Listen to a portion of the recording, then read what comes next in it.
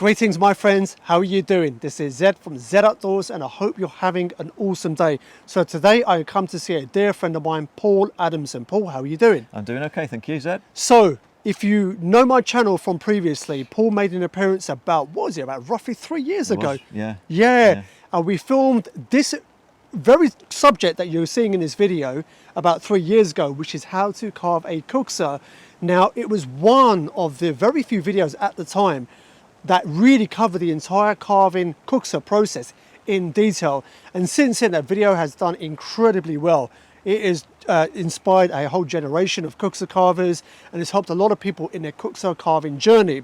Now, if you're not familiar with Paul Adamson is a professional green woodworking instructor who teaches up and down the breadth of the United Kingdom.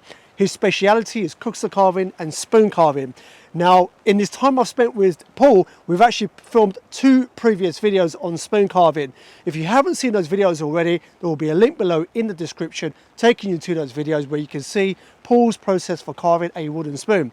Now, in this particular video that you're watching, what Paul is going to be demonstrating is the entire process from raw wood to a finished product for carving a Kuksa with hand tools. Now, in the previous video we covered 3 years ago, would it be suffice to say that obviously we're essentially going to be covering a lot of the same things, but fast forward 3 years from there, what Paul has done, he's taught countless people around the country, but his speciality is teaching a one-day course in person to groups of between 6 and 8 people, and a lot of them are absolute beginners. Always nearly. Right, and then from the beginning of the day up until the end of the day, they walk away with a finished Kuksa. So would it be suffice for me to say that in the 3 years since we filmed that video, that you've refined your process even more so? Very much so. I've continued to learn as my students have. So I look at my Kuksas from 3 years ago in the video that we did, and I can see things that needed improving, and I've improved them. And sometimes it was by accident. I'd just be carving away going, oh, I wonder if this looks a bit better, and it does, and it's a bit thinner and a bit nicer, and everything's got that little bit tidier, I think. I'm much happier now with my Kuksas than I was, and I really feel that the tuition that I've been doing for the last 3 years, which has been quite frequent, it's been quite intense, has really pushed me to try and be that bit better each time, because I've had to be on show to all these people and to try and give them confidence that I know what I'm talking about. So if you have seen the previous video I covered with Paul on carving a Kuksa, everything is still very much relevant that he covered in there. But what's happened since then, because you've taught so many people, he's continuously refined elements of the entire process to make it a lot more streamlined and a lot more efficient, and even with the tools, etc. And you end up with a Kuksa in a much more streamlined, efficient manner. So here's what's going to be happening in the video is the following. Is number one, if you look on the timeline of this video, on the timestamp, you see sections marked out by YouTube. And what that is for easier reference as you move forward, because what this video is going to be a teaching aid, as is the previous videos I've covered with Paul. So what you can do is refer to this as you're moving forward on different parts of your Kuksa carving journey, should you go out and actually go and carve a Kuksa. So there's going to be a timestamp along the timeline, but there's also going to be a timestamp in the description, so you can jump to a specific section of the video straight away without having to intentionally use your kind of mouse to kind of go back and forth. So that's number one, timestamps at every single section of this video covering the entire process. Number two, there is a link to a page on Paul's website. Now on that page are going to be a myriad of resources. There's a lot we learned from the previous tutorial. And one of those is people want kind of like more detailed reference guides in terms of tools used, styles of Kuksas, etc, etc. Now what Paul has very kindly done is on a page on his website down below, links are down below. On that page is everything we're going to be touching upon in this entire video. Now, a couple of the main things are going to be, number one, he has a book published a while ago that's done really, really well, specifically about Kuksas. Now, we're actually going to be looking at the book shortly as part of this kind of main video, so you can get a bit of an insight if you're not familiar with this book. And in this book, which we're going to cover shortly, is everything outlined in detail, all the tools used, the process, etc, etc. So what I would encourage you to do is treat the book as an accompaniment to this video, and the two go together really, really well in terms of a comprehensive guide to the whole Kuksa carving process. So on that page is going to be the opportunity to buy the book for yourself, and Paul ships out worldwide. Yeah, it's been quite intense for the Yeah. last few years. It's been all over the place. It's been quite exciting. So every week is shipping out all over the world. So Yeah, on that page yeah. is going to be a link to the book. It's going to be an opportunity to join his email newsletter where you can be kept up to date of everything he has going on. But like I said, he's a professional teacher, teaches up and down the breadth of the United Kingdom. Also on that page, you're going to have the opportunity, should they still be available, to actually buy Paul's Kuksas, one of his Kuksas. Now he makes them in a very small quantity because he puts a lot more effort and refinement into every Kuksa that he makes. But on that page is going to be an opportunity, if they are available, should you want to do so, to buy one of his Kuksas. There's also going to be a downloadable template accompanying this video, should you want to go out there and carve one yourself. So Paul has very kindly put that together, as well as kind of a reference to some of the tools, etc, etc. But that's going to be a link, that one page is going to be a link we're going to reference throughout this entire video. So if you hear us referencing the page on his website, that's what we're on about, and that's going to be linked to down below, as well as pinned to the top of the comments. So without further ado, Paul, we'll get straight into this video. The one final thing I will mention is we're filming in quite inclement weather, good old British summer. Beautiful, isn't it? So we've got quite torrential winds and rain. So if you do happen to hear a bit of background noise or whatever, that's basically it. So I do apologise in advance, but we're keeping it real. We're filming in a woodland, and this is it. This is how kind of Paul spends a lot of his time carving and his time in general.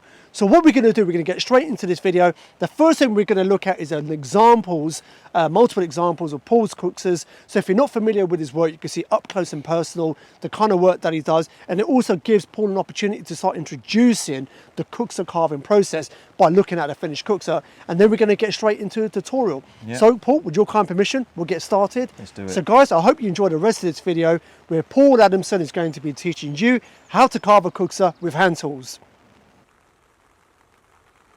So Paul, are you going to talk us through a selection of your Kuksas? If you would like me to, yes. So where would you like to start?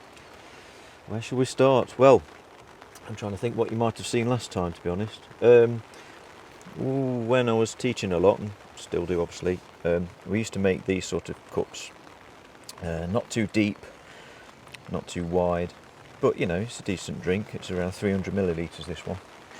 And then very simple handle, it's quite straight on the top, maybe a little bit of refinement, and it's little things like this have started to creep into even basic cups. It's just bits of shape, just things like that.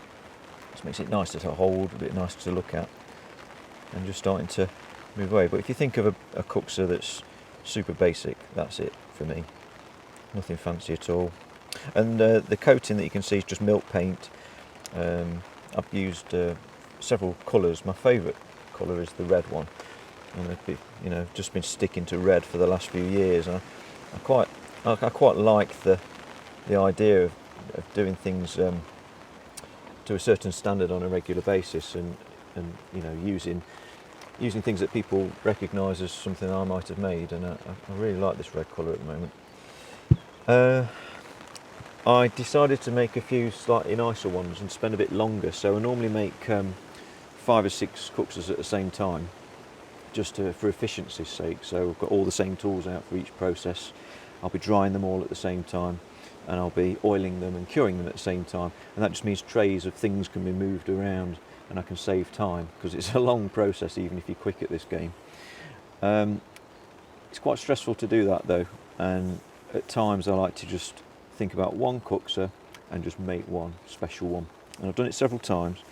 This was one I made about 2 years ago, I think now, and when I wrote the book, and I'd been to the museum in or one of the museums in Norway, a lot of the cups were as nice. Well, I thought they were lovely, and I tried to do something along those lines, working with antler a bit more and bone. And this is very basic. I'm a bit embarrassed to show you actually. Don't get too close there.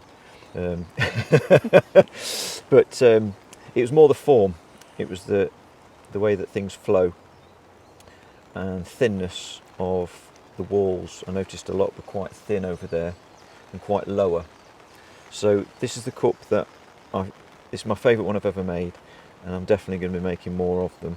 I've tried to bring elements of this into other cups that I've made. The handle on this one doesn't come up quite so high, but it's got that little sweep I was talking about going on, and for a while this was the shape that I thought I was going to stick with, and I think a hybrid between those two is going to be the one that I'm going to make more often. So, but this is a really highly figured piece of wood. I still do tree surgery work as well as inspection work, and I got asked to go to an emergency tree situation. A tree had fallen over on a road, and so I just went out on my own and continued. The tree was like this, and I had to fell the rest of it and remove it from the road. And it was a sycamore tree, and normally I don't get excited about sycamore trees. It's handy for bits and bobs, a bit tough for spoon carving. I quite like it though, it's a nice finish. But as I was ringing it up, and it was about this sort of diameter, all this colour was just screaming at me. And I thought, flipping, I've got to do something with this. So I took a few of the logs home, and I thought I'd give it a go. And I've worked sycamore before as Kuksas and found it really hard work. Well, I didn't know what I was in for. This darker wood is much harder than the already fairly hard wood, and yeah, quite a challenge to pull this off. And I did it 2 more times afterwards because the logs were so nice, I just couldn't resist. So there's 3 of these knocking about. Quite a simple shape, quite big. I forget what it was now. It's about 400 millilitres. This one. Yeah, you can put your whole fist in there. It's quite thin, which was one of the things I was trying to replicate more often in my work, and yeah, the grain just does all the work for you, really, doesn't it? There's not much you can say. I thought it might be overkill to put decoration on, but I think it quite fits in quite nicely with these little bits of colour. Very pleased with it actually.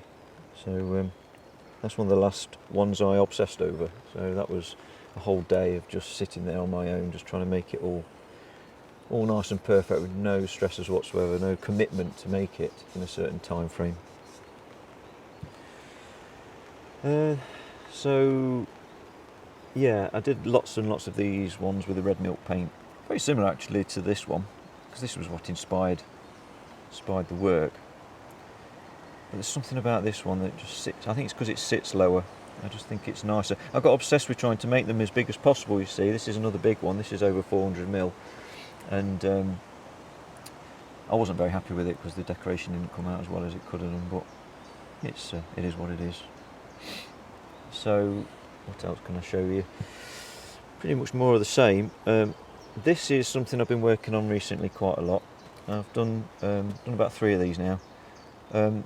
It's based on just very, very loose research, and people that tend to make a thing called a quiche, I think it's called, and it's basically a 2-handled bowl for drinking. Traditionally, I think it was spirits in Scotland. So put your whiskey in there, have a nice little drink, and then pass it on to the next guy in the circle. They take it, they drink it, and you pass it around. It's just a nice communal thing to do. And even though it's not very big, you probably see how big it is with my hand there. It's still quite big enough for a healthy glug of spirit, so that will keep you going for a while. And I actually enjoyed making this more than I have anything for ages. It was just so relaxing just to make a new shape, not too deep, not too clever, and I found it actually a lot easier than the quite complicated Kuksas I've been making. And it brought me back to bowls. I used to make bowls. I was quite into that about 7 or 8 years ago, and I made several and thought that was where I was going to go, and then the Kuksa thing took off. So this is quite a nice hybrid, I think, and I get my students to make these now, and they have a lot of fun doing that. So that in a nutshell is where we are. Ooh, there's a couple of other peoples on here though. This you might remember from the last video, Zed. It was a really fun little cup that I found in a service station in the far north of Norway in the Arctic, and yeah, I think it was made by the guy that worked there. I still keep meaning to make something similar, but I don't want to copy it. I want to try and come up with something new, but I haven't quite got around to it yet.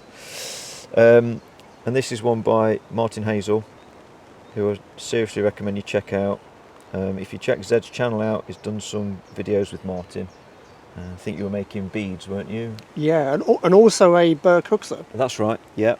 And Martin's a lovely guy, and he makes the most beautiful work, and he often works with burr, and honestly it's just a thing to behold. It's lovely. And this was my little whiskey cup for quite some time, and I used to really like using this one. So there you go, it's somebody else's works, it's not all about me. So just to end off on the topic of Kuksas, is there a particular style you're going to carve with in this video? Yes, we're going to go for something like this. So it's fairly simple actually. It's just a scaled up version of the simple studenty one that I do. So fairly straight. There's nothing really dramatic going on. It's just because to be quite honest, it's jolly hard work for most folks just to hollow them out and to do the outside and to get the walls thin. And that's the most important thing to learn. After that, it's just, you know, a little bit extra here and there, and trying to make them that little bit bigger and finding another hour to go another 100 mil deeper. But if we can just, you know, simplify the process and get you going like we did on the previous video, but with some new techniques, hopefully you will have fun and carve nice things.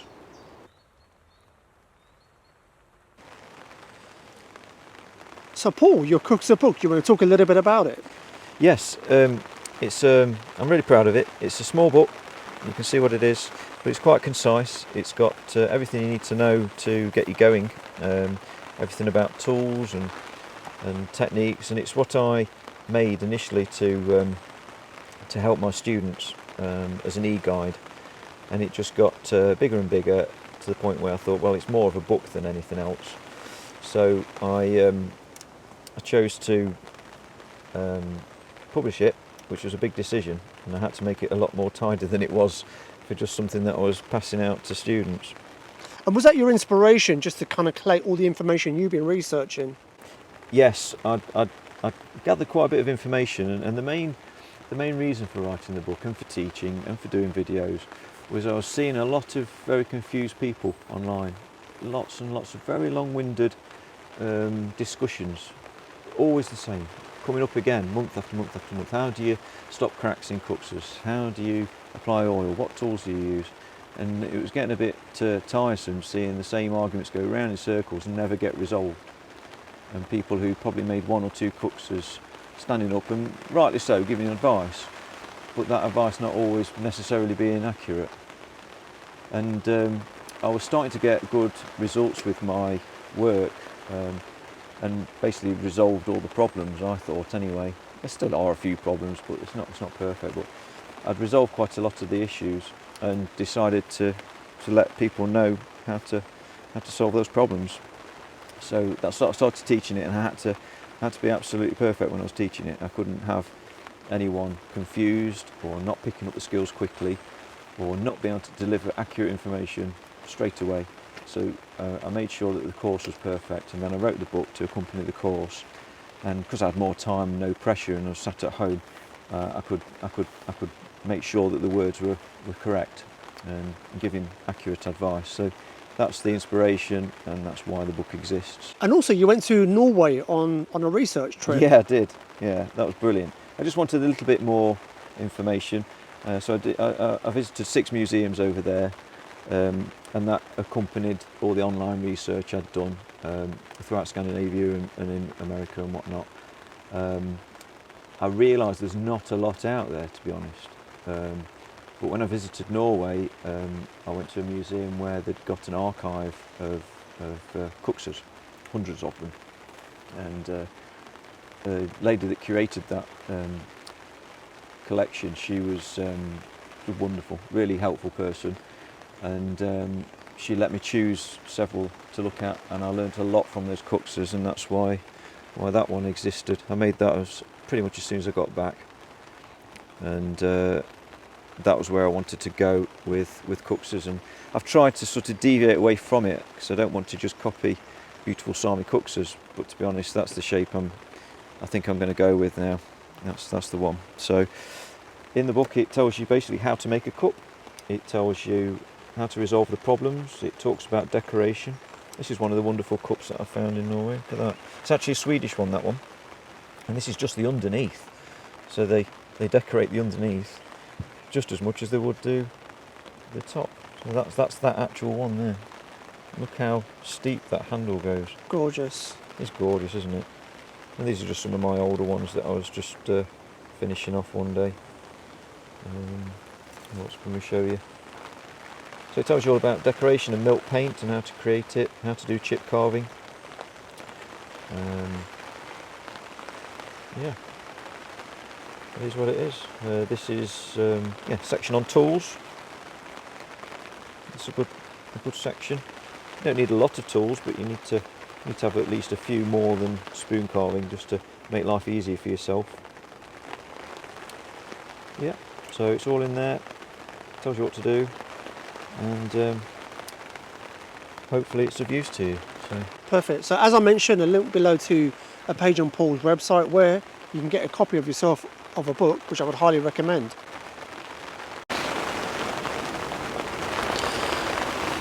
So Paul, we're going to get straight into the process. Where would you like to begin? I'd like to begin by saying where to get your wood from, and this is a much larger diameter wood than you probably think you would normally make a cup from, and to me this is actually quite a smaller piece, but it's a piece of birch, and I love working with birch. It's probably my favourite, and it's nice, and it's not too easy to carve actually. It's got some resistance to it, but it makes it a more durable cup, and I much prefer the finish from them actually, and they do seem to behave themselves with water and cracks and things, so it's quite a nice wood to use. It was, you know, this sort of diameter, so it's the main stem of a tree, and it was felled through woodland management work that I do, thinning out a woodland to allow the trees that remain to grow to a better standard. And speaking of woods, what woods are suitable for Kuksa carving? Suitable, well, ones that I know work really well are birch and alder. You could go sycamore. It's a bit tough, but you could go sycamore as long as it's not got too much of the heartwood. And to be honest, with those, you're good to go. It depends where you are in the world. Try and avoid the really dense ones, just because it saves lots of stress on your hands and your tools.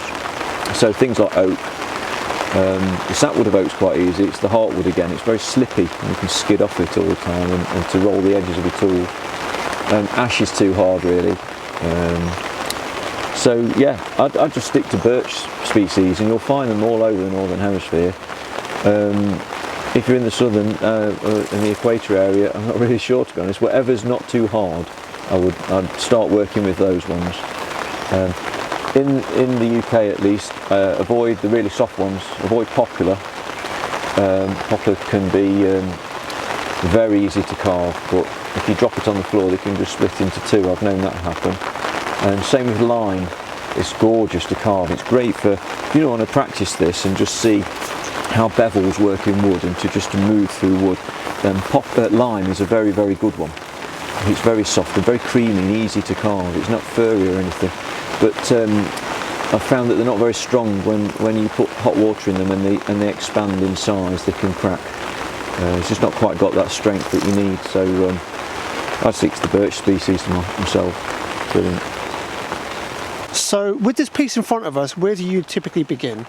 So I've begun already, a little bit of preparation. I've split it in half already because we usually have some spoon carving that we were doing, and it's the same wood I use for spoon carving because that's how I make my spoons. I tend to put the shape of the spoon on this plane here, and I've got a nice flat surface to work from.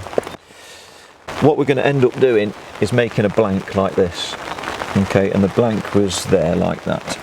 So what we've done is we've removed the area near the centre of the stem, which is called the pith, which is where a lot of weakness is, and we've removed the top of the bark just so we can make a flat surface to carve the cup on. You don't have to actually remove all of this and make it flat, but for the video it'll make it a lot easier to see. If you don't remove it, you tend to get a more curved shape to the top, and a lot of people like that, so they leave that shape in there. But it's just for decoration because it means you can't put, you can only fill it up to there anyway, and that doesn't do anything except make it look nice. But I really do like the look of it, I must say. So that's what I do, and there's several reasons why. One of the reasons is it helps to prevent cracking. is the removal of pith and to carve your bowl in this direction and not that direction. That's where you get lots and lots of cracks. Ah, okay, interesting. Yeah. Okay. So what we'll do is we'll show you how I just rough out a blank very quickly. So what I do is I just use a template just so I've got a bit of consistency, and it just saves me getting the ruler out all the time, because I know what this dimension is and I know what that dimension is, and I know it'll make a Kuksa. And on the Kuksa page, when you go onto the website, I'll stick up something basic that you can follow, that you can print out. So yeah, but if in doubt, just draw around something that you know is slightly bigger than a conventional cup, because you don't really want to go deep and narrow. You want to sort of get more like a bowl. To be honest, quite a lot of the time I draw around the lid of our sugar pot at home, and that makes the perfect inside line that I'm after when I do round ones. So I know that the centre of the tree was there, and all of the stress cracks that you get are there, and that's why you don't do it with your cup that way. If it's going to split there, even if you remove the pith. That's where most problems occur. The beauty of doing it to the bowl as this end is that as you bust through all these concentric rings, it is in the base of your cup. As you look into it, you get those nice circles, and that's what you get if you do it with the open end up there. So that's another reason to do it. But what I do now is I normally draw a centre line on the template. That lines up with where that was, and that means all the circles will be like the ripples of a pond. So I'll put that on there like that, and then I'll just give it 5mm either side like that, and I know there's a split it down there that's going to remove all the wood where I want it. So just a rough old axe. It's not a carving axe, it's just one for splitting. You can tell it's seen some action. This has been splitting wood like this, I don't know, for about 10 years. It's really good.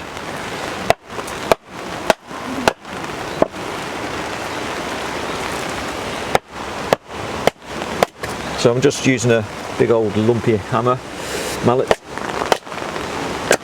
Okay, so that's the two sides done. What I normally do is I have a dimension here that I follow. So if I'm doing a shallow cup and I'm preparing blanks for students, it might be kind of that size. For the one we're going to do today, I want it roughly around there. So I'm already going to be taking off that kind of material. By the time I've taken off the dome, we're talking something like that. So if I work to those kind of lines, I can do some splitting, but it doesn't tend to split straight, it will run off because we're quite near the edge. But there's a bit of a technique.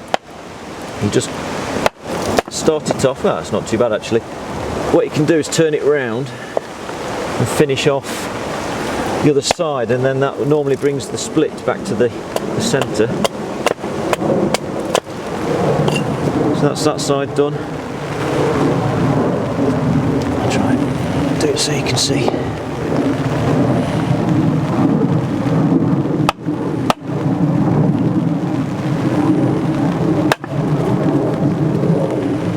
That's come nice, but can you see how it's split out? It's wider at this end than it is there.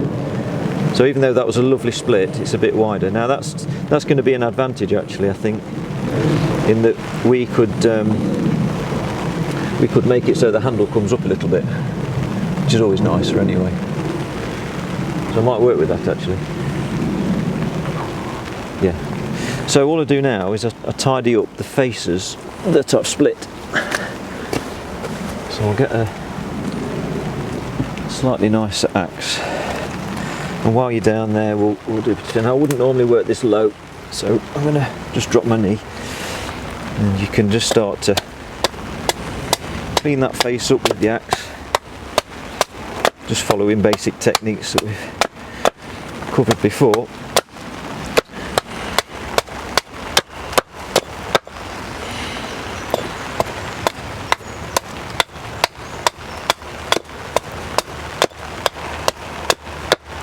Always have a fairly loose grip, so you just hold your axe like this, let it move, and then let your wrist move as well. And then you're not even moving my arm at all, it's just that action. When you move your arm, that's when the serious power comes in.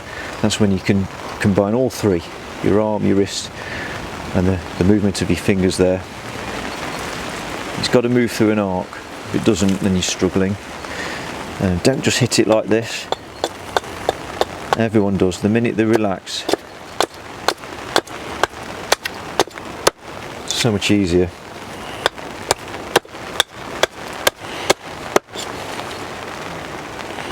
I'm just looking for a parallel front there. I think that'll go, it's going, to be honest. So I know it's a bit too wide, so I'm just going to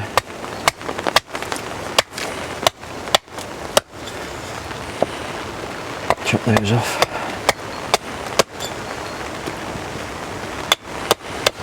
And obviously I'm holding it fairly close to the head. I'm a bit more confident, so I do tend to hold it more like that and I get even more power. But when you're starting out, hold it more closely like this. They call it choking up. You've got a lot of control. But I'm finding I'm not removing the material as fast as I want, so I'm going to move down to here.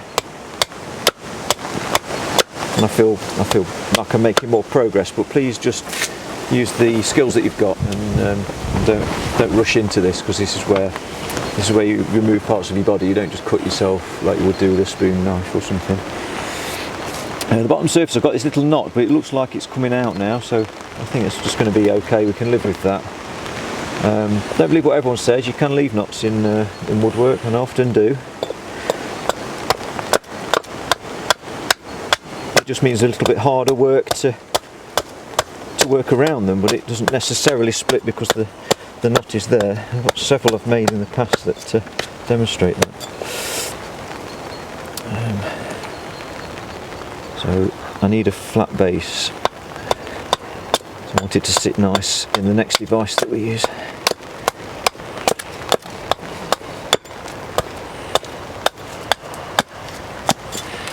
Okay, that'll do.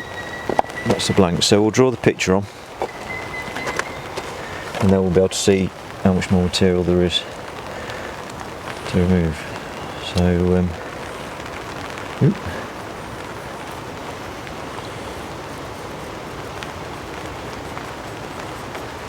now this will obviously get taken off at times and redrawn on, but for you guys you'll be able to see straight away what we're trying to make, and that's always important when you're trying to show people.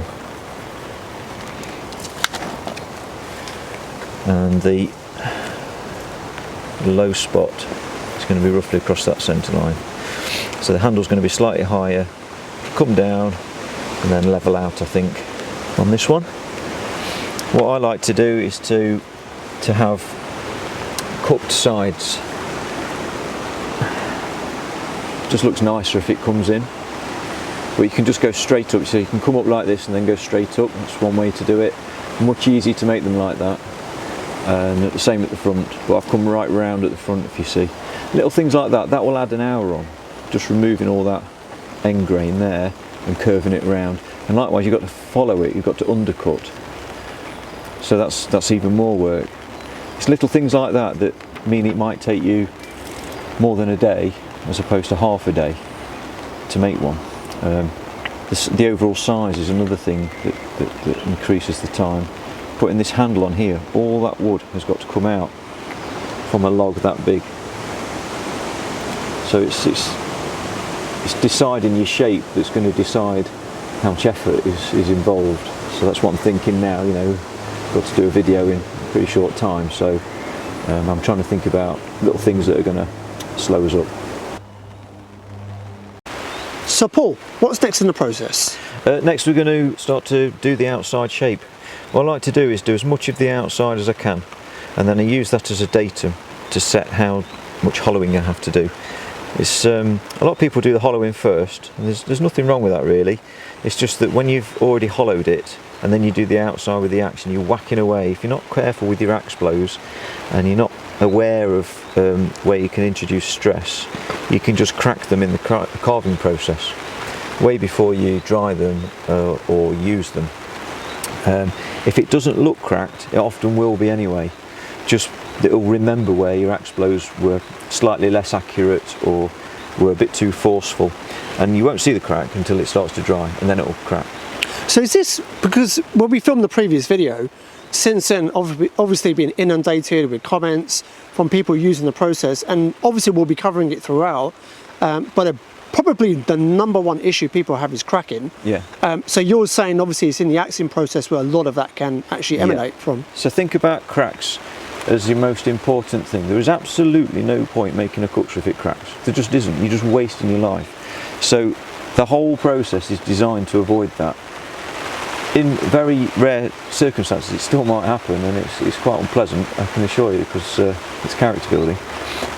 But the only reason why I do this and teach it is to stop the cracks, so that people can use straight grained wood. Not everyone's got burr. Even if you've got access to it, it's really hard to carve. Once you free yourself up to be able to carve straight grained wood, then it becomes an enjoyable process, and you can make lots of them, and you can give them to friends. You can keep, I don't know, a weird collection like me. You can sell them, and you can just move yourself up from just making spoons or whittling sticks, and you can actually make usable products that are going to last for years, and just, you know, look forward to your coffee in the morning and a whiskey in the evening, and beer and all the wonderful things that you can drink, and you can drink out of wood. And if you can carve straight grained wood, there's more chances you're going to actually have utensils you can use. So we talked about some of the processes to avoid cracks at the very early stages of selecting your wood, slightly larger diameter, taking away the pith, things like that, obvious things. For me, the biggest part of the process is to carve it carefully. Still carve it quickly, but carve it carefully, and that's what we're going to do. So I'm going to obviously get down to my line. I think we'll go for a very simple cup. It'll just have fairly straight sides. It'll go to a curve, and then we'll just try and make it look like a cup, and we'll work to that outer shape. Now obviously if I did all of it, I'd have no way of supporting it in this device that we've got here. So I do need to leave some flat areas at either end so that I can clamp it into this device, which we call a clave. You could call it a bench, a Kuksa horse, a bowl mate, whatever you want to call it, but it's basically a device for holding wood. There's nothing clever about it at all. And people get a little bit obsessed with these, but all I can say is just chop out a section. I use a chainsaw, but you could use a bow saw and some chisels and a mallet, and spend a bit longer, and just pop 4 legs on it by drilling the holes, and away you go. I've made refinements over the years that make them a bit easier to work on the Kuksas, but so we've drawn these patches on, and that's what I'm going to retain. I'm going to leave those on. This one I go all the way down to the ground because it gives me a little bit more support. I don't really want to take the underneath of the handle off yet. That will give me a more solid base to sit this down on. So we'll give it a go. We'll give it a go and see what happens. Here we go. The first blows of the whole process.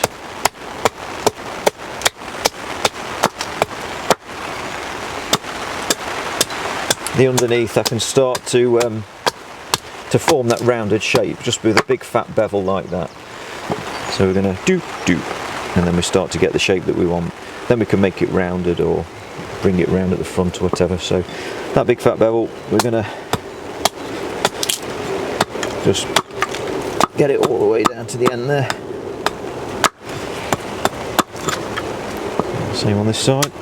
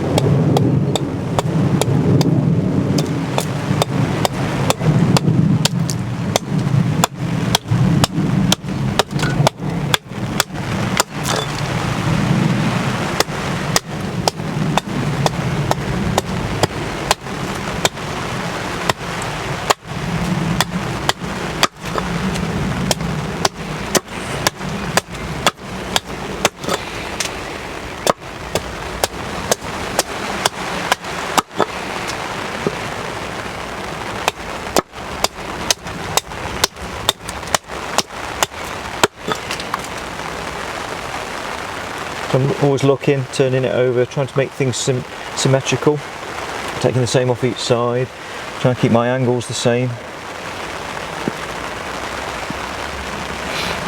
So I quite like that general shape. So I've taken there's a deeper drop there than there, so I could take some off that, start to get some more uniformity to it, and bring around the sides to meet this rectangle that we've made. And I do come up underneath as well at the front, and then when I put my fingers in there to check the thickness, I can check right down near the bottom. Okay, I'll just keep chopping away, see what happens.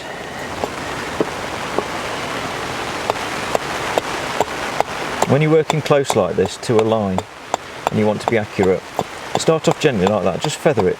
Think of it as your finger, just tapping away, looking at it, going, I'm going to carve there, I'm going to carve there. And this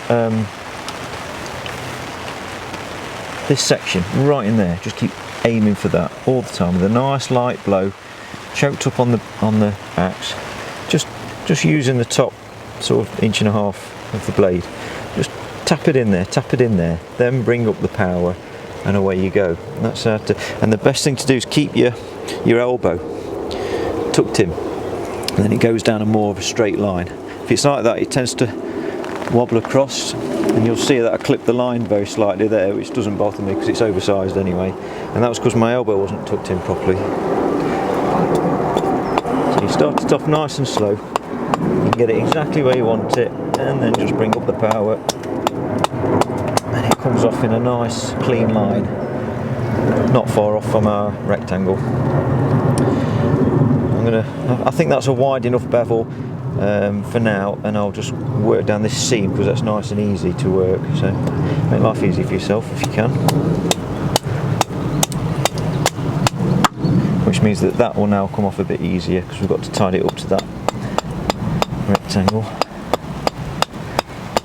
There we go. Happy with that now. That'll do for that bit.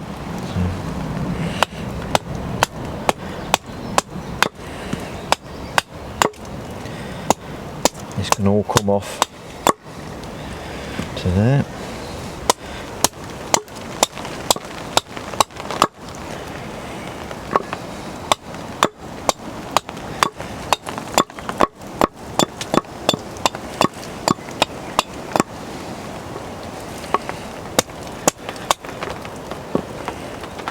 This is always a hard one to do here.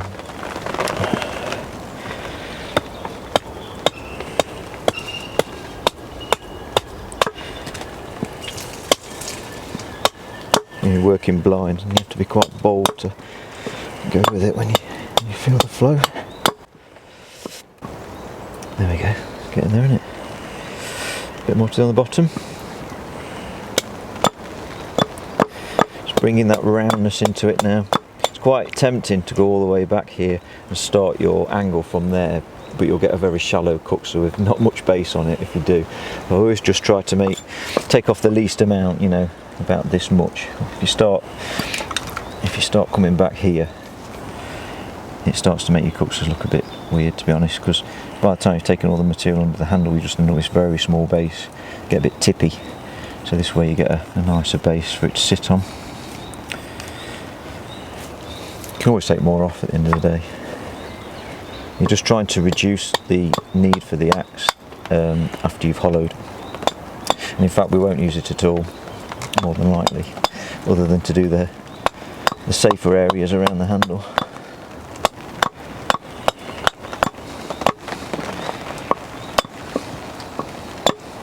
Okay, so that's getting there. So refine this. You don't have to take all the axe marks off because that's what knives are for. But if you think it's going to be quicker with the axe, do it with the quicker way, and then suddenly the axe starts to become a little bit of a hindrance, and you think, well, I'll just swap tools, and it might actually be easier.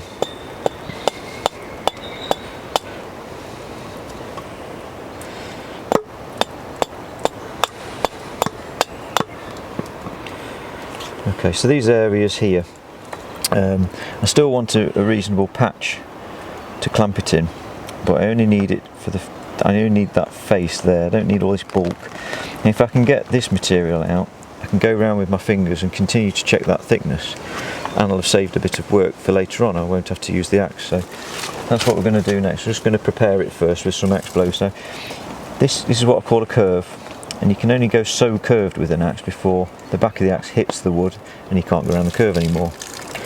It's a bit like having a big bushcraft knife. You can't really sort of make a spoon with it because you can't go around the bowl, because the back of the spoon is too wide and too big. That's why slim pointy ones tend to be the way to go for tight curves.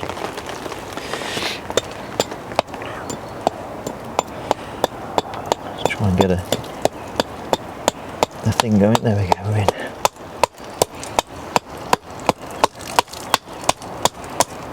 So that's about the limit for a curve, but what we'll do is we'll just keep aiming for that base until it gets stuck. I was talking about shock. You don't want to keep that hitting there too much. It's going to remember. It might form a little crack there. But we can go straight in now. And I think we'll call that a day there. We'll do it on the same on the other side.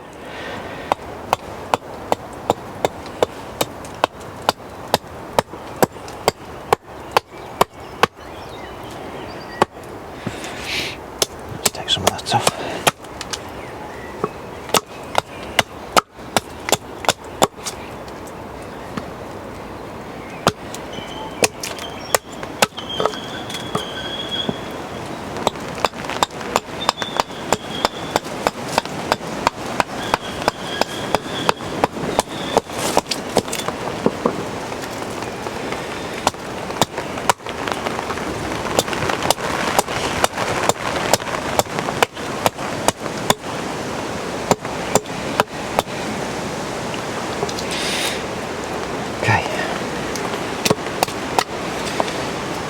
So we're ready for a saw now. So a saw will allow us to get that material out much faster. So you can see. So I'm going to saw down this line here. And what saw is it you're using? I'm using, it's quite a common tree surgery saw. It's called a Silky Gom Taro, and it's my favourite saw. It's brilliant. You can just do so much with it. It's nice and long. You're not just trying to use a small blade all the time. It's quite a broad teeth pattern, so it's 8 teeth per inch, I believe it is. Yeah, it's just a cracking saw. It's the most basic one really, but it's the only one I'd ever buy. It's for larger work. It's a bit on the blunt side, the blade at the moment, but it really does the job.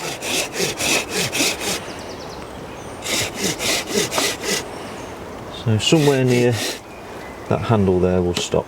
I'll turn it over and do the same on the other side. Always be careful when you first do it on these, when you get these loose bits, it can slide off and you can slice your finger if you're not careful. Don't put too much pressure on it, let the saw do the work.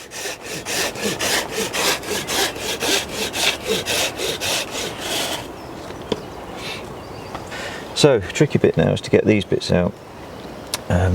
You can just try and find a comfortable place. Clean your block, it's really important so you don't slide off. And you're just going to chip away. But now instead of it getting stuck, bits will come out.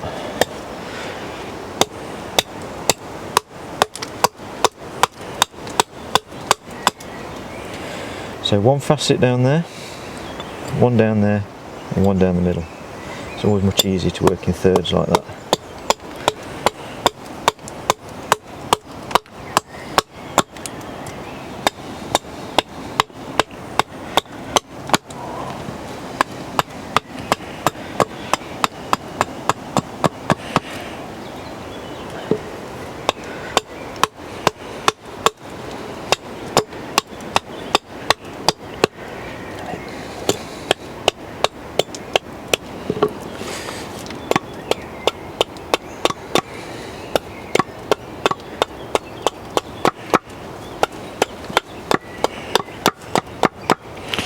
So you're using a block as a stop? Sometimes, yeah. Just more control. I know it's not going to go diving into where I don't want it. I can just flick it into there. You often do that. It's quite a handy technique. probably become a bit more obvious later when we go and remove this section right near the end, and I can talk about it a bit more then.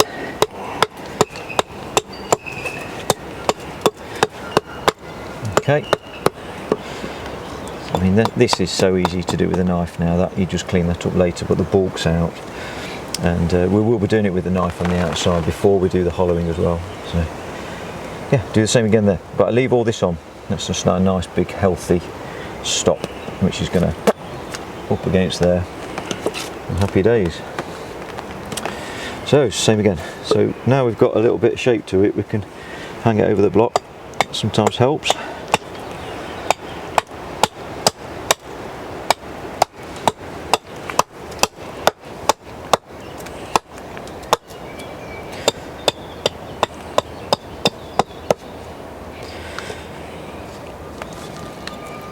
Try it like this, I think.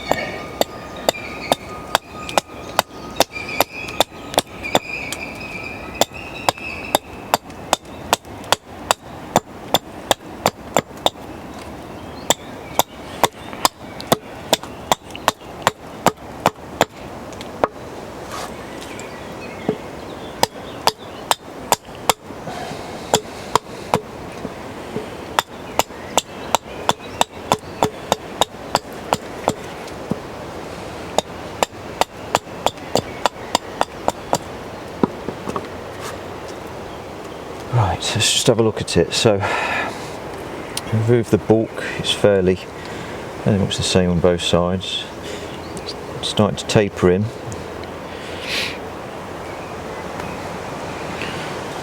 Coming round, and we can start thinking about the base. So, I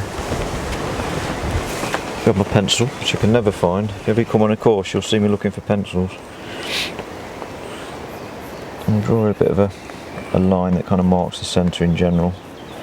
Don't have to, it just sometimes helps. Same with here, so that's roughly the centre, isn't it? So I'll come down there. It's amazing what a pencil line will do just to start making you focus. So we know that that's the dead centre of our cup. So we need roughly the same amount of material around there in a circular way, so not far off. So it's a bit bulky there and there. So if people are not comfortable drawing freehand circles, can they just use a compass? And you can if you like. It's almost just as easy. I mean, that you have to do that freehand. There's no reason not to really. When you're there, just when you do a curve, it's much easier if that's your centre there. You just rest your hand somewhere around there if you're right-handed, and you're using your hand like a compass. You just pivot off this knuckle, right, and then you just move your knuckle, and you'll see me do that when we do the centre. I'll do it now. So if you were to do the centre now, you'd pivot over here somewhere, and you just going naturally where your hand wants to take you, really. But like I was saying before, I've got a lid off a container at home. I think it's our sugar bowl, and it's perfect for doing this when I do round kuksas, because this one isn't round. So that's the inside basically.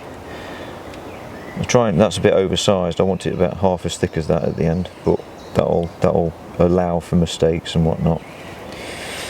So I know, looking at that now, I could just probably tickle these out here, make that a bit nicer and less clunky.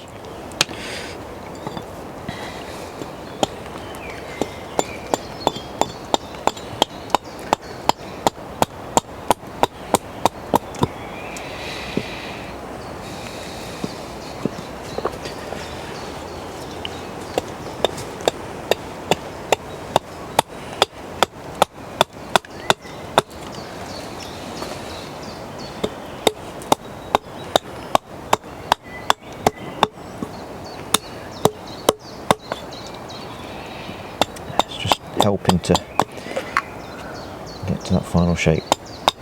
Okay, so I think with any luck we're about done with the axe. Yeah, that'll do.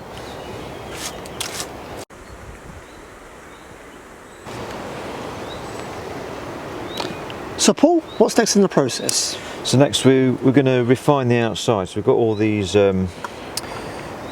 axe marks. We've got the general shape, and we've you know, removed a lot of material very quickly. But we're going to refine this to a knife finish. You can just use like a wood carving knife or a bushcraft knife or whatever, and just come up like this and spend quite a lot of time trying to make that right. But I find I've got less power behind the cuts, and it becomes quite a tiresome process, and it's adding a lot of time on. As soon as I moved over to these double-handed knives that are made by Mora knife in Sweden, it's called the Mora knife 220, I believe, and or they call it the wood splitter. But you'll see it, as soon as you see that, you'll understand there's only the one knife that really looks like this. Often doesn't have the red handles. They do two, one with the red handles and one without, but it's effectively the same tool. Quite reasonably priced. I think they're around £30. I've had this, oh God knows how long now, since I think the first bushcraft show. I think I found it at one of the stalls there. Absolutely love this thing, it's brilliant.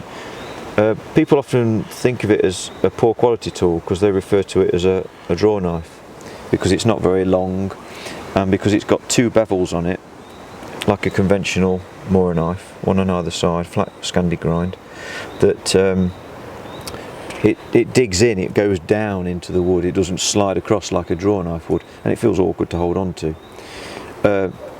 Going that way, however, is what it's designed to do, and what a lot of people don't realise. It's a push knife, not a pull knife, and it works beautifully in that direction. And you want it to go round corners, and you want it to turn, and you can only do that when you've got a shorter bevel on the bottom as well as on the top. So that's what we're going to play with next. I've just started to do a little bit on this side, so that's what we're kind of aiming for. It's nothing perfect. It's just starting to get it as you want it, and later on we will use a straight knife just to tweak this perfectly, so we can get the rim to sit nice against the bottom of your lip when you sip, and to get it just the right thickness all the way around. And we'll be doing a similar process on the inside with another tool which we'll introduce later. So I'm not saying you need this, but it will save you a lot of time, and it's quite an enjoyable process to use it. That's when I use the end of the device here. At the moment it's set quite low because I used to use this for bowls. So if you turn a bowl on its side, it's a lot bigger than a Kuksa is. So when I use Kuksas, I just put a block there like that, and that just makes it a bit higher. If you make your own and you only want to make Kuksas, just make it a bit lower, like this sort of section is now, and you'll be well away. So you just pop it in there and use your body just to press against there, and it's like an instant vice. It doesn't have to be mega tight or anything, and that's all that's needed.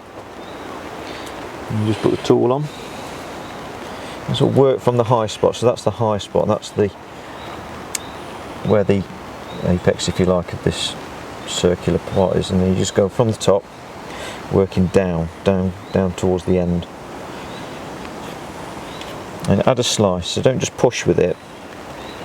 Start and try and use all the blade as like a diagonal action like this.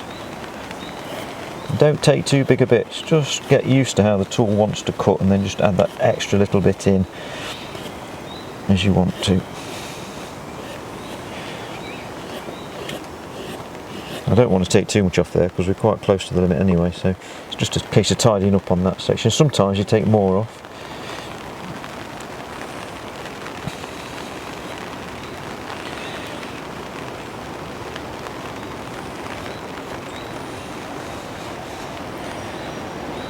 So here I can be a bit more generous with the cuts.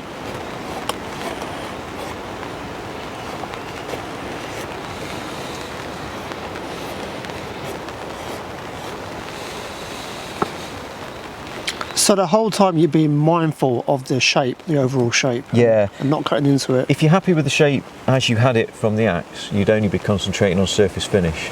So you would just be taking off a layer all the way around, and then it would all look like a knife finish instead of all like an axe finish. And be consistent, do the whole surface, and then you won't have bits that you've missed. But yeah, by all means look at the shape. So I'm really happy with that shape. It's coming down nice, it's dropping to where I want it to drop. There's a bit to do here. So we've worked all that section already, so that will take you much longer with a normal straight knife. Simply, mainly just because it's hard to hold and it's a cumbersome thing and you're having to do all these fancy grips. Whereas this, you just sit it on here. And it's just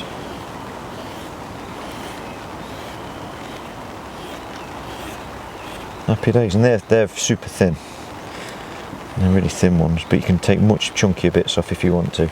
And then again, I want to work down grain, so I'm going to work from the top down there.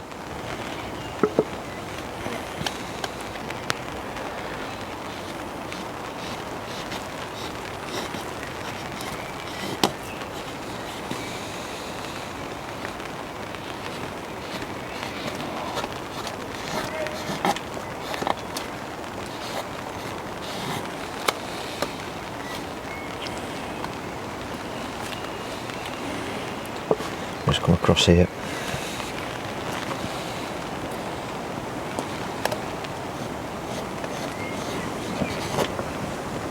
These are a bit chunky, look.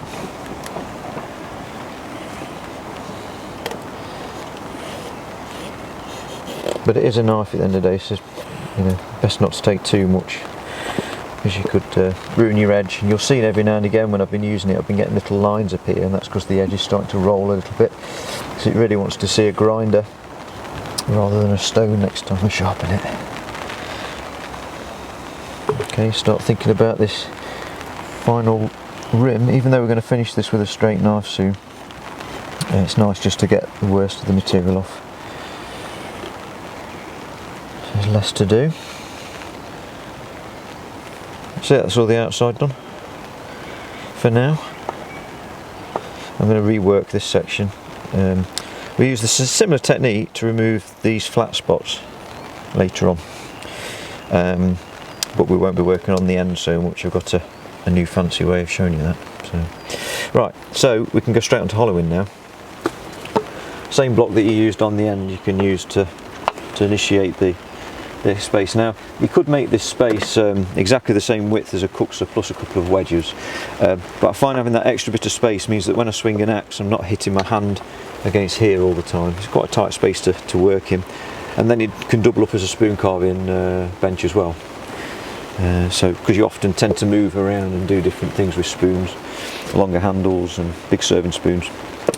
So we'll get set up. So the block that we used on the end here, just to initially get a bit of height, I'm going to put in here just to fill up the majority of this void, and then we're going to use wedges, and as you slide them together they obviously increase in this dimension, which forces the material to be pushed up against this surface. It's nothing more simple, it's just a woodland vice, I suppose you'd call it. So this block was a little, the gap there's too big, so basically I'll put another one in and then we'll just shove these in. It should be happy days.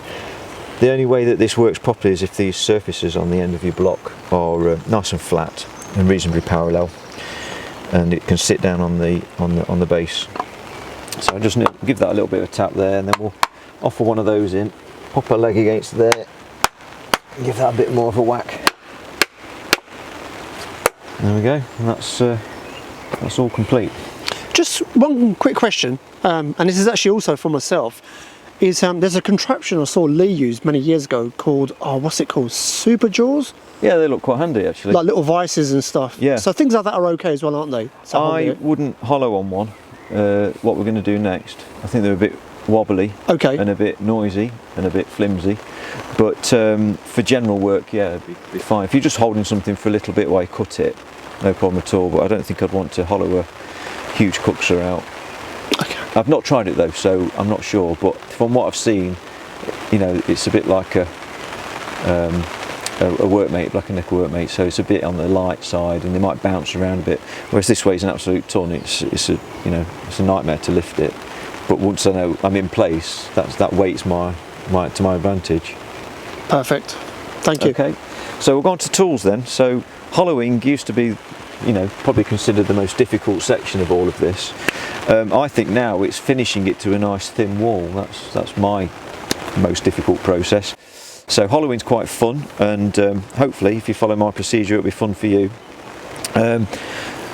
This is the first tool in the process, and it's a straight gouge. You don't have to necessarily get this make, but if you think about this width, and this is the sweep, this is called the sweep, and it's how curved it is.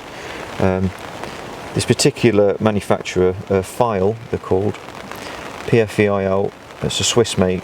This is the number 8 that they do, and that's replicated there, and the 25 is that width in millimetres there. This is now, you know, it has been for quite a few years actually, is my favourite straight gouge. I used to use the number 7 quite a lot, but I find the 8 is just a little bit faster to use. I was a bit worried about leaving tool marks because it's not the smoothest, you know, it's quite a tight sweep in a way, but I found it's more than acceptable, and I now finished with another tool anyway. So this is a roughing tool, and it's sublime. They're not a great deal of money, but they're good quality and they last a very, very long time. And who in the UK would you recommend getting those from? Oh, you can get it from lots of different woodworking suppliers. A good one is Classic Hand Tools. They often supply this size as well. And it comes in a curved version. They call it the long bent gouge. And it's exactly the same dimensions, it's just bent. Now, if you wanted to make a shallow Kuksa, as in not too deep, a bit like this one, but a bit wider, this curved gouge would actually do most of the work. You get almost to the bottom. I find that they always catch in some way, but for a few minutes in the process I just can't bear to be without this tool. This curved one, I used to try and eliminate it from the process and go straight to something more elaborate for doing deeper hollowing, but I find that this works so well for the first inch or so of the internal hollowing, but you'll see that in the process. So those two gouges, definitely recommend those. And then to finish the process you need a third tool, and that's to get to the very bottom of a cup, because these two won't. They'll remove a lot of wood. In fact, we'll do nearly all of it with a straight gouge. But when you want a nice flat bottom and you want to scrape across that surface, you need a third tool, or a second tool if you use this and a more elaborate one. The process I use of doing the outside first means that once you've done all the hollowing with the straight gouge, you're down to something obviously a bit more clunky than this, but you're getting a thinner wall. You're only getting something about, you know, less than a centimetre thick, hopefully 5mm thick, and you're going to go down to something more like 2 or 3mm. When you start putting pressure on this edge is when I've realised that a lot of the tools I used to use in the past are no longer suitable. I've seen this wall bend as I push against it, and I'll try and explain. If I use this curved gouge here, and I go down there, and I go down there, can you see it starting to hit there? It's making contact with the wall on the back of the tool there. You can get away with that for so long as you turn through the cup, and then it becomes like a lever, and it can put so much force on there that it can cause cracks. And again, you might not see them until it dries, and then you get the crack, and then it'll be very dramatic when you put the hot water in and it explodes. But for that section, this works like a dream. So for this last bit down at the bottom, I find a third tool is the way to go, and you've got several options. So one fantastic tool that I recommend if you want to make a shallower cup is this, and it's one of Nick Westerman's swan neck gouges, and it's a deeper version of this basically.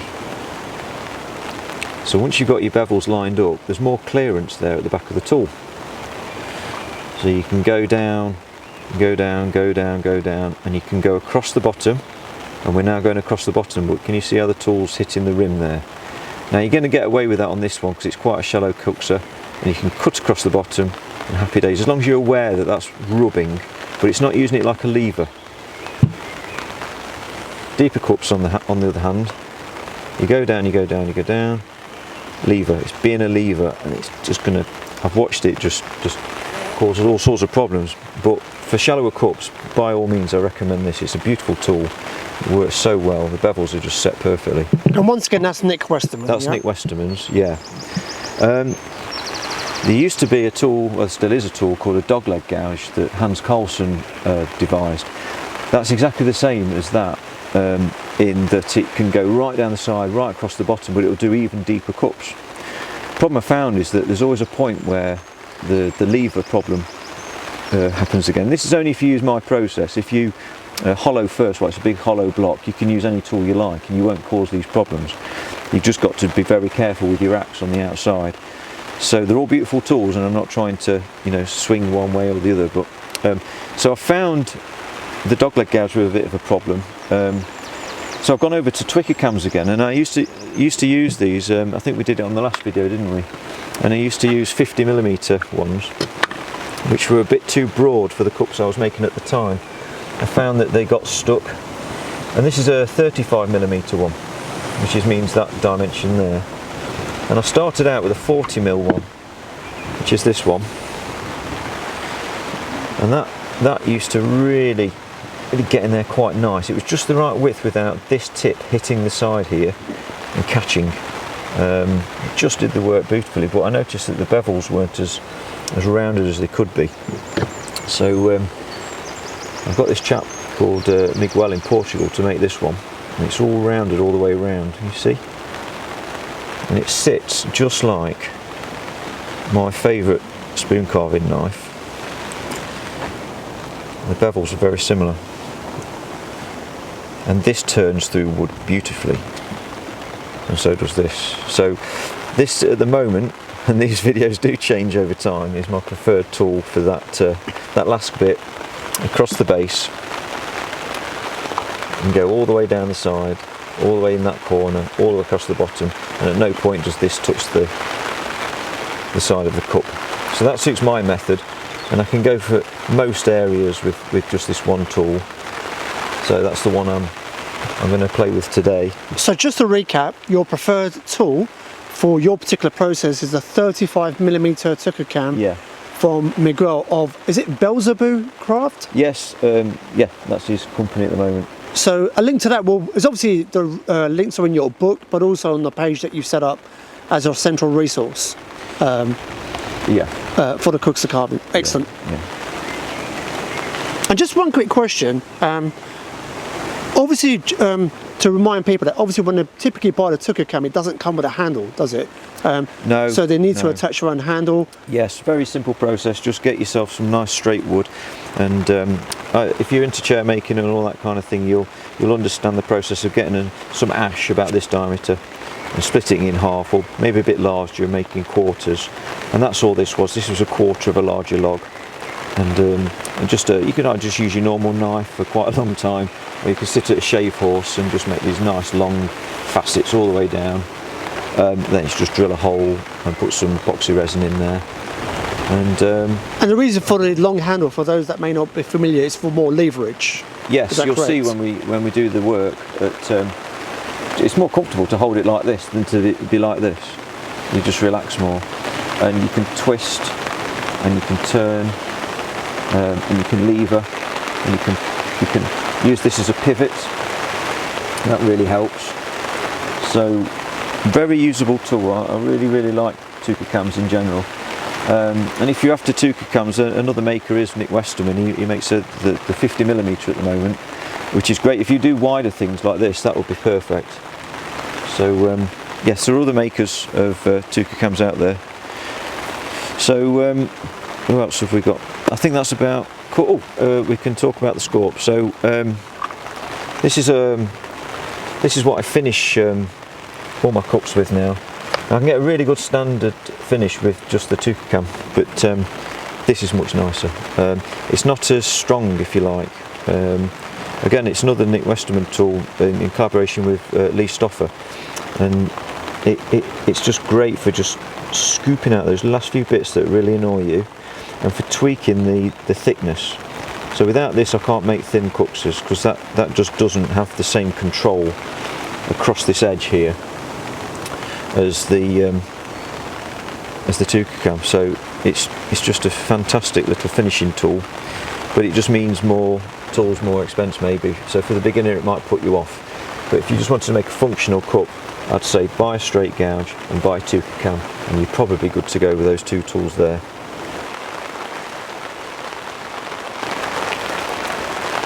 Okay, so we'll start hollowing now. So we're going to use the straight gouge, and this is going to do quite a lot of the work.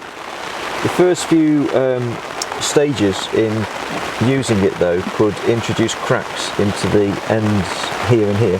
So what we're going to do is just take our time and follow a bit of a strict routine, just initially, and then you can relax and use it in a more normal way, I suppose you'd say. So first thing I do is I just put the right on the edge of the inside line, this kind of angle, and just give it a couple of taps. Now come the other way and make a dish sort of ellipse type thing, and do the same on this side.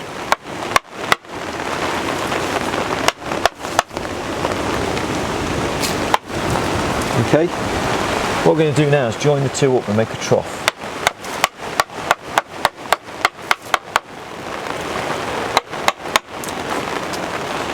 And then working from the side here, we're going to do a similar thing.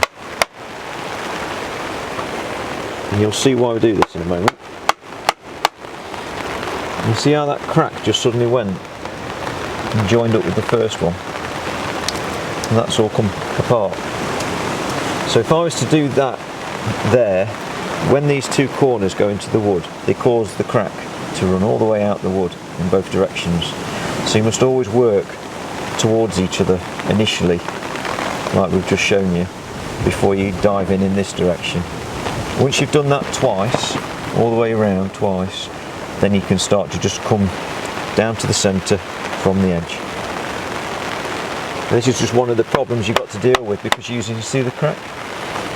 Because you're using straight grained wood. If you're using burr, you wouldn't need to do this at all, you just hammer away happily, knowing that this wouldn't be an issue. So you see the cracks are getting a bit more dramatic, so you've got to be a bit more careful now. So we're starting to see the crack. I'm going to come out before it runs out and meet it, and now safely, we've only got this last tiny bit to do, we're done. So that's all of one side complete. We'll do the same here. So you're probably thinking, why doesn't it use an adze? Well, an adze is quite a random tool, it's quite a small space you're trying to aim for, so it's not as precise. I find them much better for bowls when you can come from both directions, a bit like we're doing here, but with a lot more, you're a lot more relaxed and you can use a lot more power. But I found that this is just as quick because you're not trying to cope with problems all the time. And it's very, very precise. I'm working right up to that inside line that I want to work to. Straight from the off, I'm not messing around. I'm thinking about thinness right from the off. The other reason why is this gouge costs about 30 quid and an adze costs about 200 quid. So I think I know what I'd prefer to use. So are you going back round then to repeat? Yes, so it's the second layer now of the whole process again, but I can be a bit more aggressive.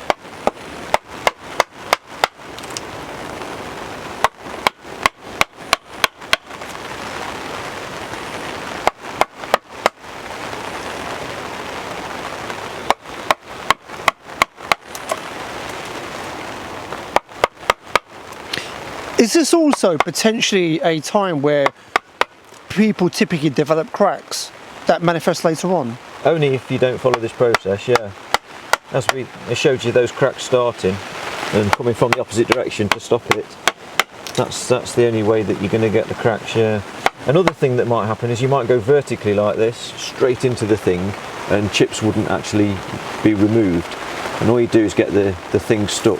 And then you might start just putting so much force in there that you've caused a problem. So if you can just, you know, get your angles right so that the chips come off, then you know that all the force is going into that coming out of the wood and the force isn't staying in there. So yeah, that's one thing you could probably talk about.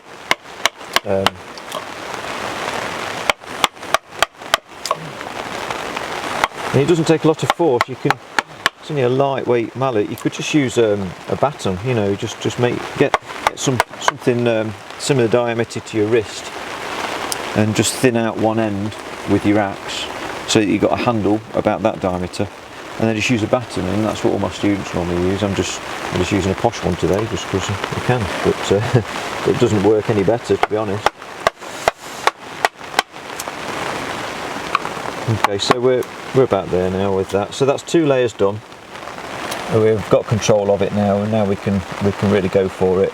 And already we've got that far down the first joint of my finger, just by being careful. So if you can do that by being careful, you can do the whole thing in a few more minutes. So we're going to start from the end again, just because it feels like the right thing to do. So you're starting at a slight vertical angle, aren't you? And then start like that, and you'll just see it. If you come in with your camera, and colour it in. So all of that is the chip that we're currently removing, and you need to keep that consistent all the way down. So if I went straight down now vertically, that's only going to get wider and wider and wider and wider, and this is going to get stuck. As you turn this, you form the natural shape of the entire inside of the bowl anyway, and you maintain this chip width so that you get something that just stays the same all the way down. Not that we've actually made that yet, that's from the top. You get the idea. It's not getting wider, it's not getting thinner, it's just staying the same.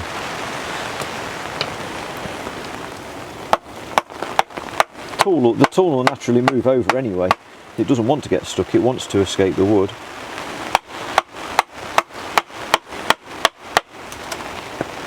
So there's a chip.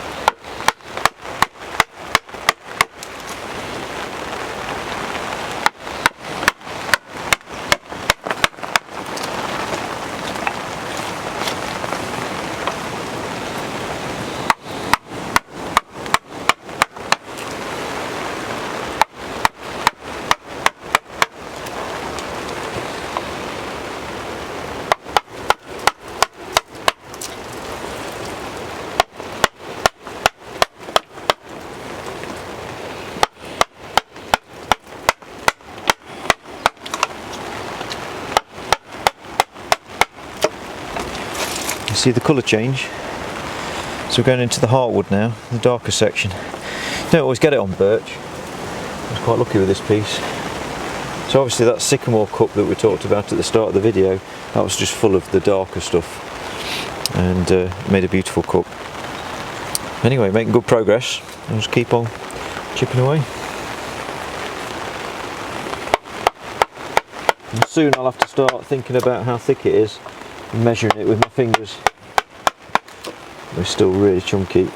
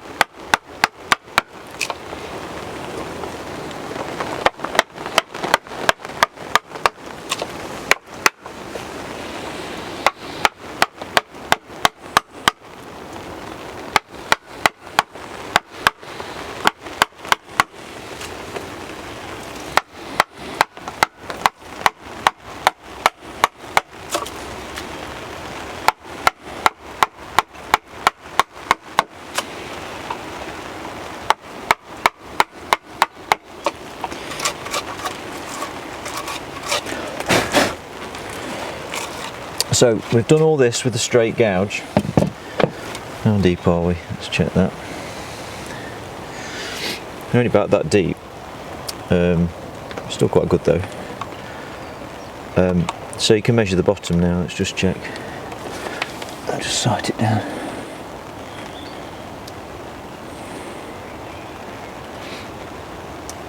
Yeah, so I've got about that much thickness in the base at the moment.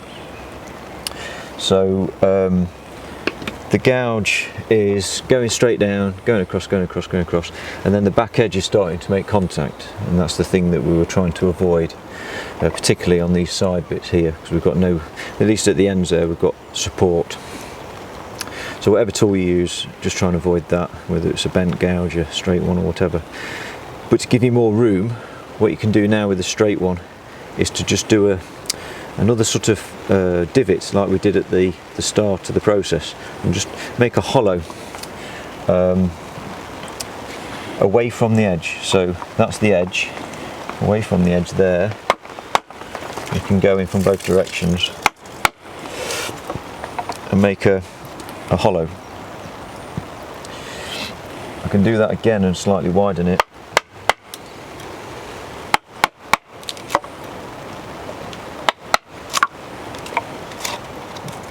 That there is now the very base, but we've established a step between there and there, which means we can form a corner. If you don't do that, you end up with these very straight-sided kuksas, which you can't get a tool to curve around. So that's really important. So now we'll move on to the curved gouge. And this is a pushing tool. You can use a mallet, but it doesn't feel quite right when you do, and it has no benefit to it really. If you need to use a mallet, just go back over to the straight one. Now feeling this, it's a bit thicker there than there. So I'm just gonna go with the straight one and start a little bit more, just because it's easier. Take bigger chips basically, and it will widen out that base a little bit more so that the curved one can really do its thing up to a point.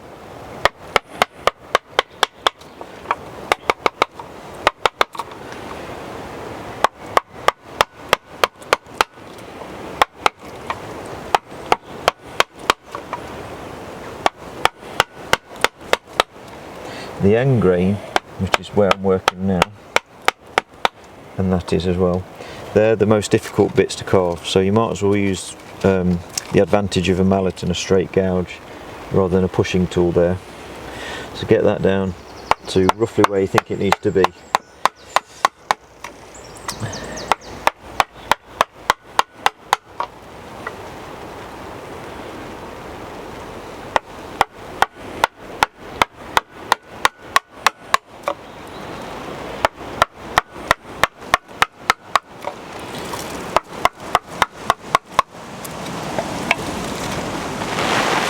Okay, so we're ready for the curve roll. Okay, so I'm just going to put the bevel on the inside there, and this is what I mean about, I was so reluctant to leave this out of the equation because it just works so brilliantly.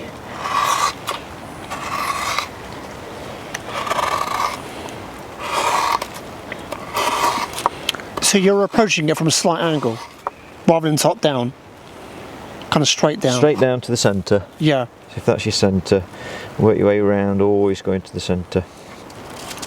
Just look at those beautiful chips. And I'm already close to wall thickness.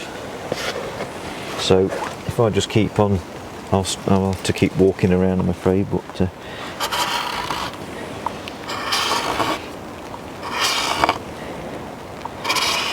now if you are doing a smaller and not so deep a cup, if you like, so if you like making really small kuksas that are about 150mm, 200mm, then the Nick Westerman Swan Neck Gouge will do all of this and go across the bottom, and that's the tool to get for that job.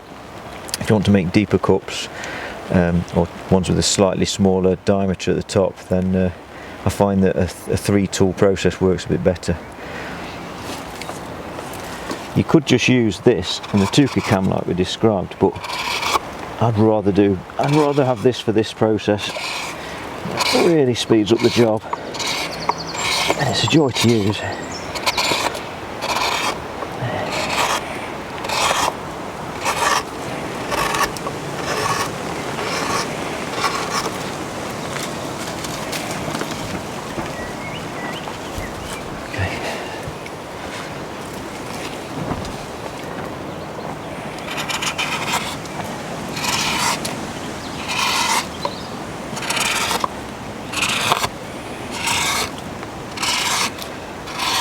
So it gives you a lovely surface finish as well as removing lots of wood down to a almost final dimension really.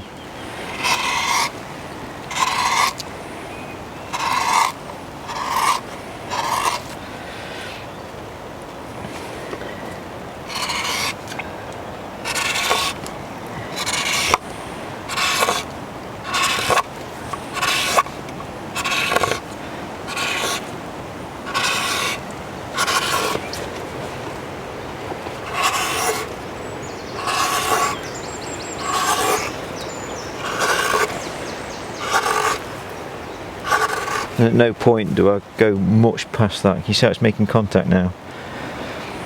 It's almost at the same depth as before with a straight one, but what I've been able to do is do an undercut rim almost, which you can't do with a straight gouge. And it's very difficult to do with a lot of other gouges on the market. Whereas this is just like a precision instrument. You can just get straight in there with no messing and no skill and just rip it out. You've just got to keep pushing it downwards.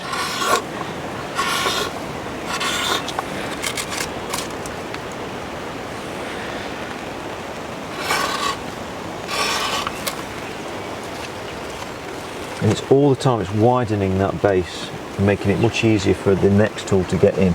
So before it was only like that, we're right out there now in those far bottom corners. And there's just a bit to do here, and then I think we'll move over to the next tool.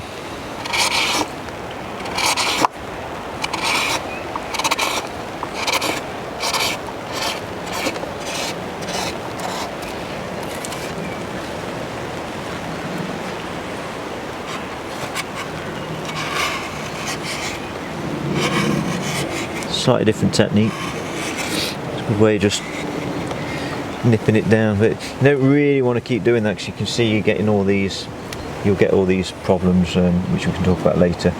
But if you go down, you don't get those problems. But let's just nip that off. That's a bit neater.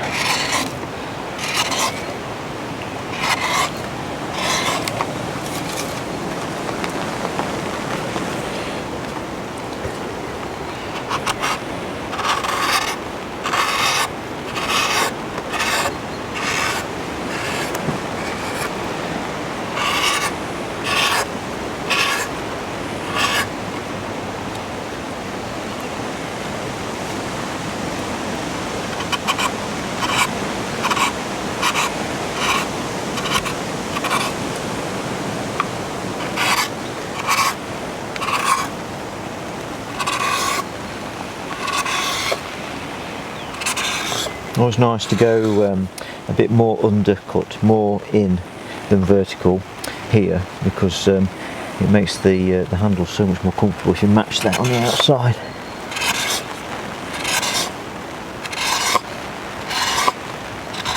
So you get really close now. The wall thickness is, you can see, it's that all the way down now. In fact, it actually goes thinner. Still want half that thickness yet though.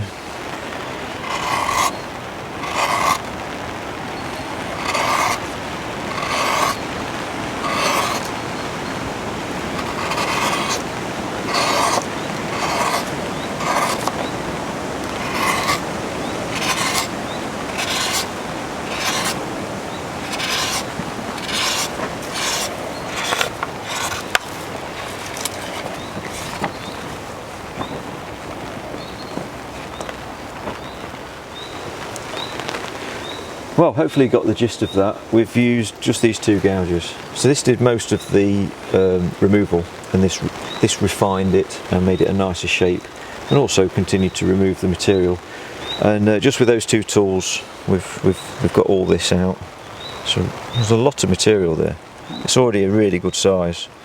Estimate 300mm at the moment, but we'll try and make it 350. So the third tool I like to use is a Twca cam, as we've described, and these smaller ones are just really working for me at the moment. Swapped over to using smaller ones about 3 years ago, and since then I've never looked back. I think they're really good tools. So initially they're quite tricky to get through all these big lumpy bits, and then eventually it will work nice and sweet like the previous curved one was. There are limitations though, so if you're beginning, then they're quite tricky to sort of get hold of, literally, so you have to get used to how that sharp edge wants to cut. So obviously that's a natural way that it might want to cut, but you want to brace it. It's bracing it in different ways that allows that to happen. I find that using the side of my hand on the cup often helps as a pivot point, with this resting in my thumb, and I can pull on this, and I can actually squeeze it towards me as well as twisting, and that combination of the two and keeping the bevel riding in that wood is what really helps. And I'm obviously showing you out here because you're not going to see a great deal in the bottom of the cup, but hopefully you'll soon see how good it can be. So we're just going to get these high spots off the edge of that recess that we made. I'm going to come across the end grain.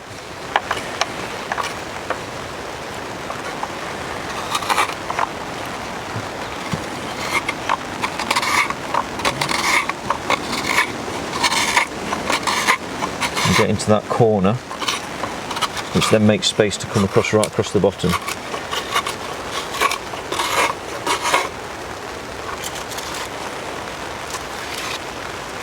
You see it's really tidying up that front edge.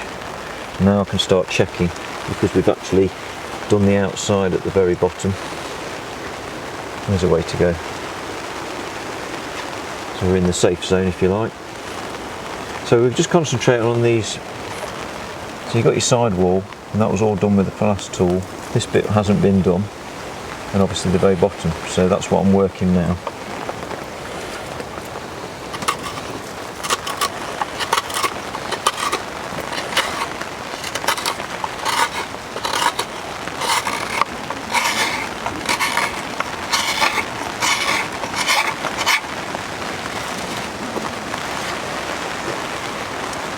Whatever tool you use for this bottom section, you've got to be super careful that you don't get too carried away and then make a hole in the bottom. And it does happen with students if don't remind them, basically.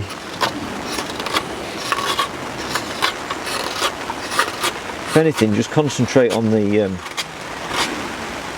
corner at the bottom of the side wall, and then the base will just naturally follow as you.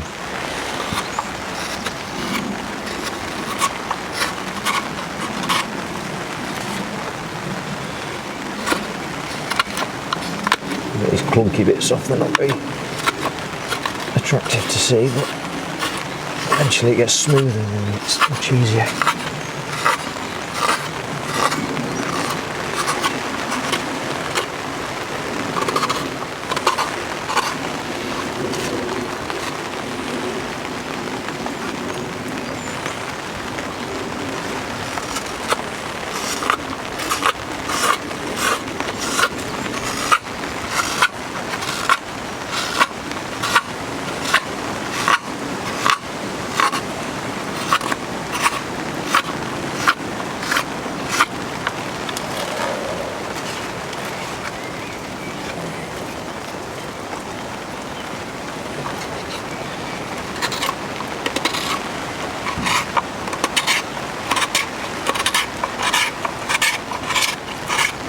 Once you've opened it up a bit, you sometimes can go back to the previous gouge and you can see that it would work better on that side wall. So I'm not going to come up and see, I don't know if you can see that on camera, but this bit's proud and annoying me.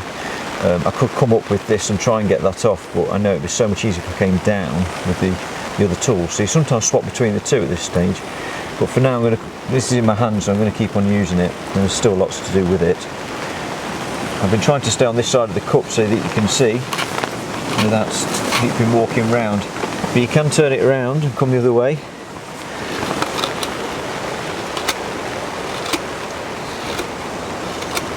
It's a good way to get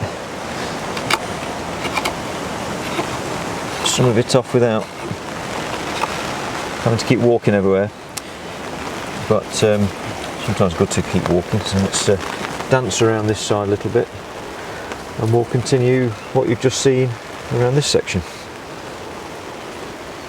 Well, we've pretty much done with the Twca cam now, so I've got the wall there pretty much nice and even. I've been managing to go straight across the bottom. There's a few little bits to finish off, so we'll just see. You can just glide all the way across the bottom, take these thin shavings off.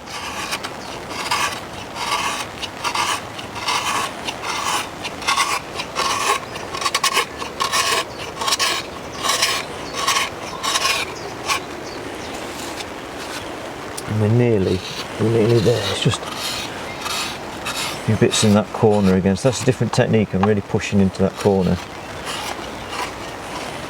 and that leaves this proud area here. And that's rather than pushing, this is where we drag across.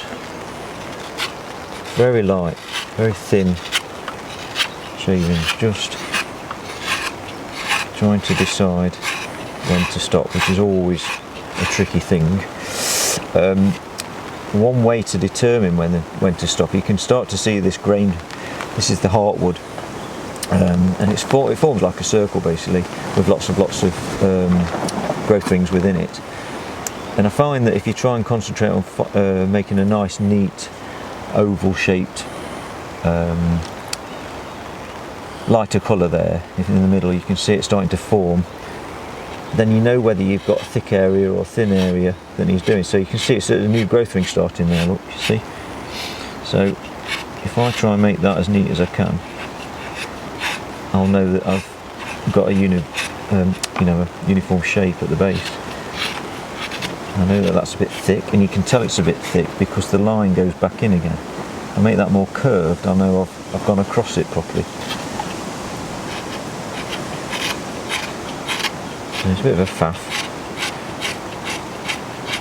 but it's nice to finish them properly. Now this can be much further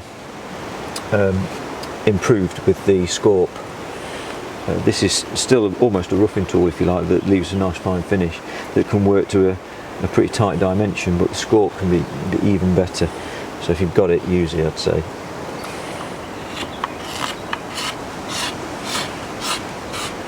I'll try and get most of it out with this so that there's hardly any finishing work to do. Mainly just surface finish with the Scorp, and just fine tuning the rim so you can get a nice thin edge for drinking out of, because that's still too thick for me. I think we can go thinner, and most of the thinness that we finally reach will be achieved by just improving the surface finish on both the inside and the outside edges, and then we'll have something that feels nice when you drink out of it. It doesn't weigh a ton. So we're out the block now. We've removed it from here, and we've just got all these big awkward areas left to remove around the handle. So spend quite a bit of time on the handle now, removing these, and then you've got options. You could drill a hole now and have one of the conventional ones that you often see for sale. They're marketed in Finland. They're quite nice actually. Some have 2 holes, and that's what initially got me into Kuksas. But I quite like just have a very simple, open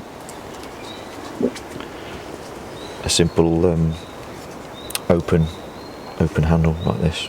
You can just grab it, pinch it like this. You can hold it in 3 different ways. The only thing is, it's quite a lot of material to remove. It's a big old thing, so a few techniques are needed. First of all, we're just going to put it on the end of the block here. This seems to be the most convenient way to do it. We're going to work our way in just doing some chops. And the most important thing obviously is don't make contact with the rim of the cup. Even just a slight glance with the corner can start to crack, and again it might not show itself until the cup dries and things start to move. Using the block as a stop with the bottom part of the blade there, that can help you to stop creeping forward too much.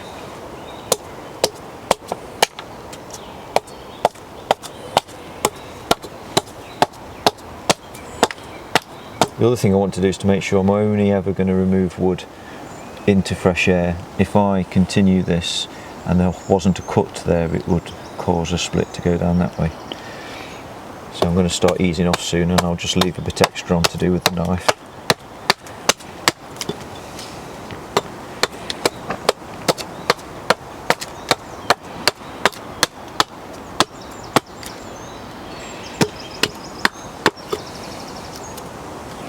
It's something you needs a bit more control and practice, and you could probably just practice on some waste wood several times and get used to it before you actually, you know, get to this stage where you could wreck something that's took you quite some time to make.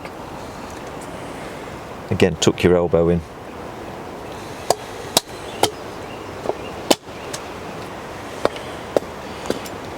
Once you develop these sort of techniques, then you wonder how on earth you did it with just a knife before. Okay, so the underneath now. So I'm just going to take some of the worst of it off, just to save a bit of time. Being careful though, I don't want to hit any of this at all.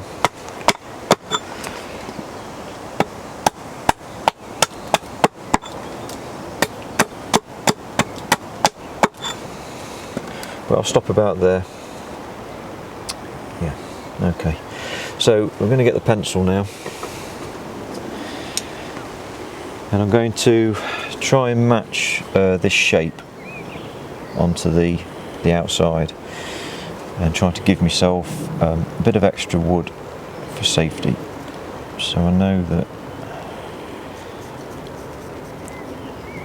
if I concentrate on this being the final outer wall, it all should be good. And then our handle, I'm sure we have the handle, pretty basic. We'll just bit of a gentle curve up and down, bit of a groovy thing like that. That should be comfortable, fairly easy to make. The more you make that come round, and the more you make it come up and come round, like on the other one we showed you, that's when you start to think, oh God, I've got to leave a bit on there, I've got to leave a bit on there, and that means even more techniques coming in this direction with a knife in this direction, and trying to turn in that area. And the Scorp's quite good for that actually, so it's really good for lots of handle areas. So looking down there, that's looking like that line is a bit too far away, so if you're not careful you'll just spend another hour with a knife. So I'll just bring that in a little bit. It's quite tricky to finally commit to where you want that, but I think that will do. And obviously you mirror it on the other side by keeping things parallel. So we'll get the saw.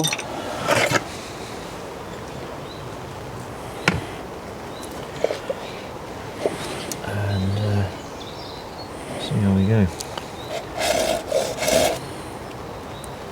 So I normally start off just going at this angle, and even if it leaves that line, it doesn't matter, I'm going to keep going. Okay, to about there, which means I can then come down and eventually match up with the line that we did want, which means that lovely little chip falls out, and now we can continue. And I'm just going to check with my fingers that everything's looking good. There it is. And we'll continue down somewhere between those two pencil lines, I think.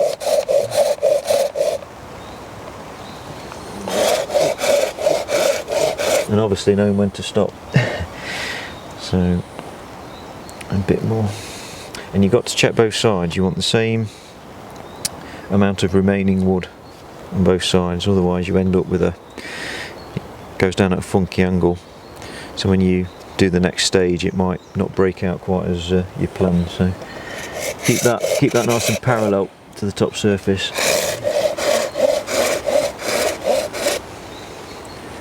Okay, I think we'll go right at that. Okay, so previously on videos I've often lined up my axe just inbound of that stop cut we've made, brought the two down together, and hopefully all that wood comes out, and most of the time it does. But I have had occasions where that stayed exactly where it is and all of the top surface of the cup has come off. So now when I've been teaching it, I've recommended people nibble away in sections. If you wanted to, you could place that on there and then hit this with a baton or a mallet or whatever. If you're not confident with the accuracy of your blows, you could work in pairs as well. One person could hold the cup, the other person could hold the axe and the mallet, or something along those lines.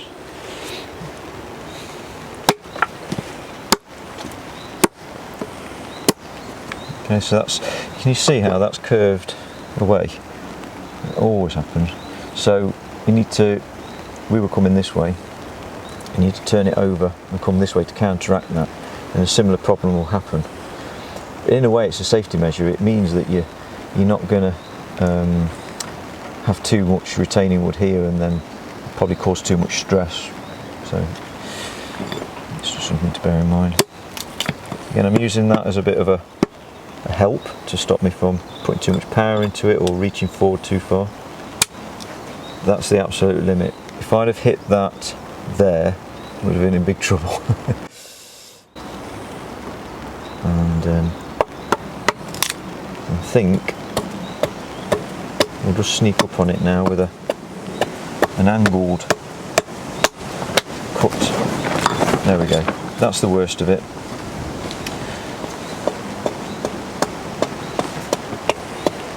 Don't hit this too hard on there, because we don't want to cause any cracks. I'm always thinking about stuff like that.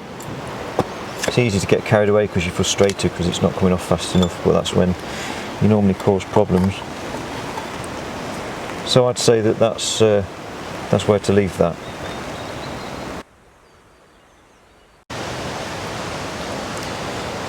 Right, so we've got most of the bulk out of the bottom of the handle there and across the side, so there's still lots of material there. It doesn't look very nice, so we're going to try and get that off. It's a bit heavy duty with a knife, but I've found that it's just the easiest way to approach it.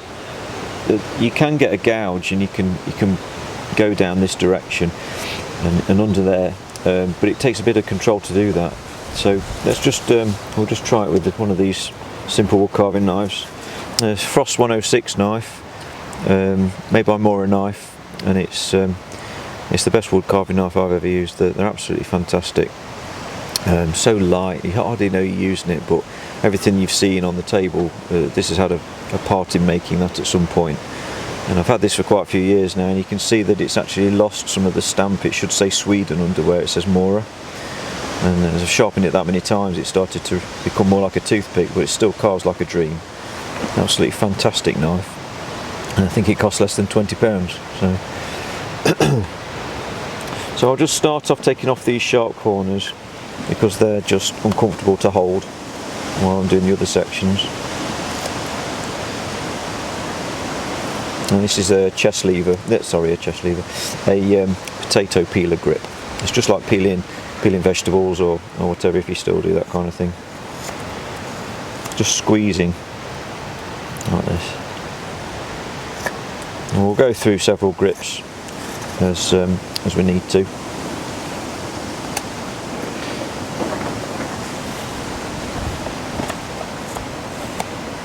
I'm just starting to get a bit of a curve on the end.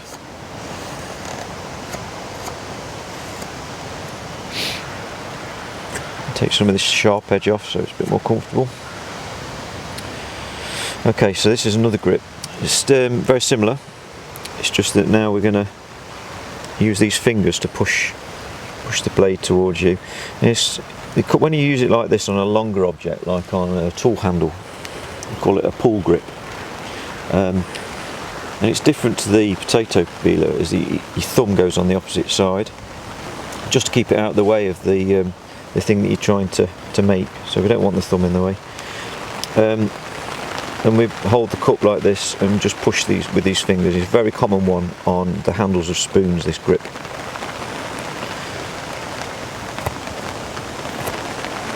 I'm only going to the bottom of the valley though. If you think of this as a valley, you go down to the bottom of the valley, then you stop and then you come the other way. It's only a slight valley, if you like, a slight curve. It's still worth bearing that grain change in mind. This one's a thumb push. You're going to hold it in your fist, just edge facing away. Instead of pushing, you're going to push with your thumb. And turn, and use the tip.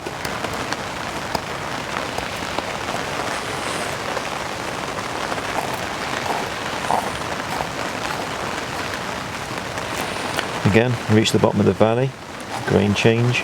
Corners, where corners meet, are always the tricky bits, especially for beginners who, are struggling to make this all nice and smooth. Just get the worst of it off for now. So that's the worst of it. Look, you've got these areas where these two bits of grain meet. So once you start to gain control of it, you can do smaller and smaller cuts, thinner and thinner pieces. Before you get to that place, just start to lift out the cup. Then you can stop avoiding the problem of it getting deeper and deeper and deeper. We're not quite there yet anyway. I want a bit more off. Just keep coming from both directions until you've got the least amount of rough area there that you can. It's quite hard to get it perfect, and sometimes you just have to live with a line where the two meet. And it's not the end of the world.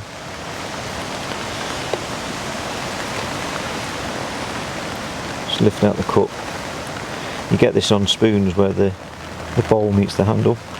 And that's all this is really. It's a big massive spoon. Anyway, I'm being a bit too fine. We don't need to keep that up for a while. So I'll try and get this bit off.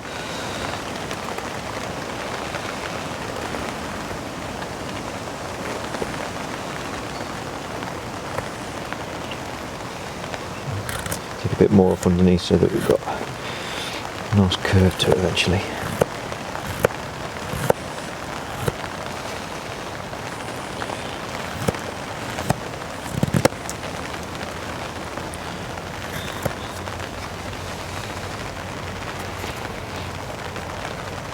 I'm just going to do the worst of it because we've got this big old mess here to sort out in a sec, but I thought I'd just show you, since we've started with the handle, how I would continue it if I didn't have this to remove. We'll do that next though.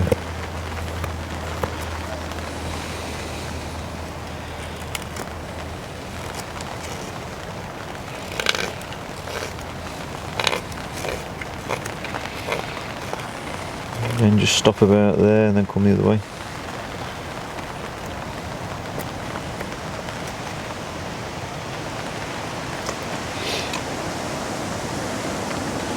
For now that'll be fine, we can come back to that. Okay, so we're going to make this this area go in further and have a little bit of a hook coming out the end. So I'm just going to establish that end grain surface first, and then I'll know where to start the drop from. So this is quite a calming part of the whole process. It's slowing it all down. It's all very dramatic with the axe and the gouges. This is what most people probably think of when they think about making a Kuksa, sitting down with a knife and whittling one. It's still a large part of the process, but it's definitely not the whole part. I wouldn't want to really tackle a log with just a knife. I think it might be take too long, it's a bit too stressful. But it's still involved in the process.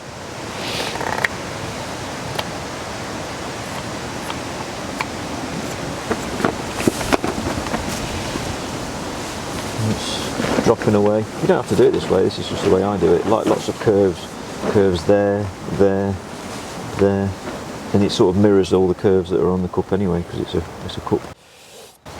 Okay, so I'm going to go underneath here now, just to reduce that down a bit. Different grips working, different areas better.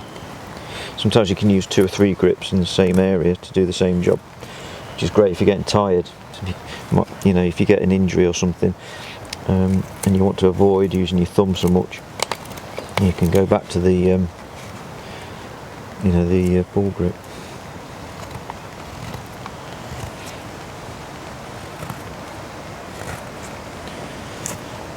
So that grain change I was on about, it's a bit more drastic under here.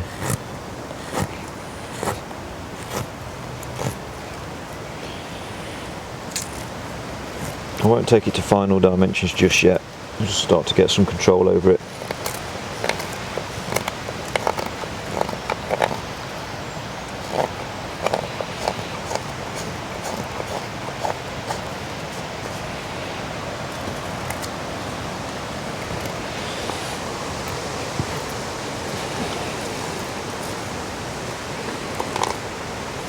Okay, that's starting to look like something. Let's tidy this top face up, decide where we want it. I like mine all to lift up now. I find them more elegant, but it looks like it wants to drop down on this one. We haven't got that much material to play with, so I think that's what we'll do. Another thing to start thinking about is this top rim. Actually taking off this, this sort of pencil line and whatnot, and trying to make it a little bit more uniform. So it's a bit higher on there than it is there. We've also got this fault, if you like, there's too much come off. That was just from the axing out the original top surface. So trimming off the top of there is often a very nice way of quickly tidying things up. And you start to realise what you thought was a finished surface is actually something that can be improved just by sitting down for a bit.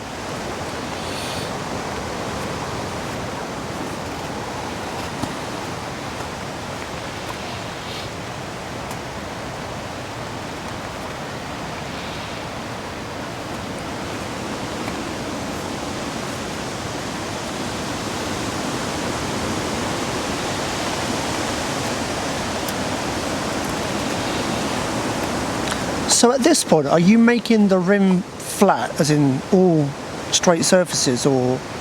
Improving the surface finish and trying to make it so it looks balanced. You know, I don't want it to be higher on one side than another, because then all the wood on that higher side doesn't perform any function. It doesn't hold any more liquid. So wherever the liquid's going to settle when it sits nicely on a surface, I'd like to see that the wood was designed for that liquid. You know, I don't really want it to look odd. And if this is the time where, if you wanted a dramatic curve in here, that you could put that in. It's yeah, it's all good. So well, it's cleaned it up, it's levelled it up, and you can see also where you're going to have fat bits and thin bits. Obviously you've got all this front to do, but you can see if your uniform here is a bit wider there, look. So I know there's a bit more to come off on the inside. And you start to think, does it want to come off from the inside or the outside now? So I try to get the outside kind of okay. So the inside there, you can see it's not quite as rounded there as it possibly could be. So I'm going to try and match that to that, which will make that quite thin, which will mean that has to come off from the outside. So you'll just be coming outside or inside. Make some sort of shape initially, either in or out, that you stick with, and that normally saves the day. But I can see automatically that wants to come out. So I can do a bit of that now with the tip of this. Try and improve that. A bit better. You don't have to be too perfect, because it will move quite a lot as it dries. Come in here.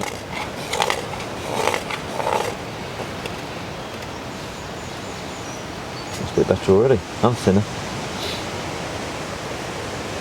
But I only do this for the first the sort of I don't know, no more than a centimetre down from the edge, because then the point of the blade just makes contact with that curve and it just gets in the way. So there's another tool we're going to use for that. It's a very quick way of just tidying up that rim though. And I'll probably use that inner surface to then dictate what the outside is going to do. This is all personal preference and just done by eye, so you don't have to follow my advice really. So I'm just going to continue to clean up this top face and establish where we want the drop. And you want your high spots. When that's all clean and matches all the rim and you're happy with the top in general, then you can use that as the top surface that you check for thickness and final shape. But we've got some pretty heavy work to do at the front and the back really, so I don't really want to do too much finishing work now, because all it will do is weaken the rim for when we're pressing down on the top for doing these sections. But another thing we might just show you quickly is just a bit of finishing work. So just cleaning up this outer surface. There's absolutely no point having that all curved there, because when your lip goes on it, you just dribble everywhere. So you need some sort of a lip. You can be very subtle with it, so you can hardly see it. It's a bit too defined at the moment, so I'm going to take some of this off, just either vertical or just slightly in, and that's what makes Kuksa sweet. If you see them with a curve on the outside, they're not very nice to drink from, to be honest, especially if they're thick. So however obvious it sounds, as you're carving a Kuksa, you're constantly thinking about the practicality of holding a drink and drinking it and holding it. I don't see the point in making them unless you can use them, and that they hold a drink just as satisfyingly as a large ceramic mug that you can't, currently drink out of at home. Why make them smaller? I don't understand. It only takes another hour to make a big one compared to a small one. So why make it so that it leaks all through the end grain? I very rarely have it happen. But you've got to try and think what's going to stop it cracking or leaking, and you can get quite arty-farty about them and decorate them to death. But I'd much rather a simple cup, well made. And I just grabbed it and I didn't have to think about how to hold it. I just grabbed it, because it just works. Fill it with whatever you want to fill it with, and it just works. There are limitations. I mean, you do have to sort of ease off on the temperatures a bit. I wouldn't use it for brewing in. I'd brew in a pot, a cafetiere for tea, for coffee, and a teapot for tea. I'd make my hot chocolate in a saucepan, whatever it is, and then I pour it into the cup just after it's been made. And then there's normally no dramas. To be quite honest, most of my cups I do actually just put boiling water straight in them and there's no problem, but just on the the safe side I say not to. But that's no drama. I always brew my coffee in a pot or a kettle anyway, and then just leave it to do its thing and the grounds to settle, and then I pour it, and there's never been a drama for me. So that's another thing where you can just grab it in the morning. You don't have to think, oh, I'm drinking out of a special cup or anything. You just grab it like any other cup and just use it, and eventually it just becomes normal. Well, it's normal for me, but I'm a bit odd. I just want people to have practical cups that work well, and it's little things like, does your lip work? Does it serve a drink to you nicely? Does it feel nice to hold? And then you can start thinking about what it looks like. But normally if it looks right, it's because it's going to function well. Anyway, enough of a rant. We'll crack on and get these big horrible lumpy bits off the end and try to make it look a bit more like a cup. So for a long time I used to just take the ends off with a knife, same like you saw me just coming up the sides there earlier on. That's super easy to do with a knife, and I pretty much always do it with a knife. You've got more control, and it's perfectly comfortable to do that. The ends, however, are very, very hard to get across. Even if you don't use my method and you hollow first and axe out later, this end bit's quite difficult to do, and that's quite the reason why a lot of people leave that end on. But if you leave too much bulk on the end and make it all pointy and probably leave it all like that, then there's potential for it to crack there. As you put a hot drink in there, it can't flex as much as it can on the sides. If it flexes more in one place than another, there's a good chance it's going to try and find a release mechanism, which is a crack. So that's one reason why I try and make it the same all the way around, pretty much. So regardless of what method you use, mine or anybody else's, you've still got to tackle this end grain at some point. There's always a bit of a dread. Yeah, so I used to use a straight knife, and then I discovered that this that we used earlier, just for sort of tidying up the outside and coming down here at the end there, could be used to do this as well. And I used to clamp this, and I think we did this before. We used to get a clamp. You can stand on it with your foot on a low block, but I refined the process, and I used to use a thing called a hold fast. I used to have a hole in the other ones, these claves, and it's a device which sits in there, and it literally just goes down on the top of there and holds it in place. And then you just give it a bit of an overhang, and you can just push away all of that material, and it replaces your foot. You know, it's a more civilized way of doing that, and it was quite pleasant. But I found that people had to keep moving the cup all the time, and you hit your knuckles on the side of here. It's a bit annoying.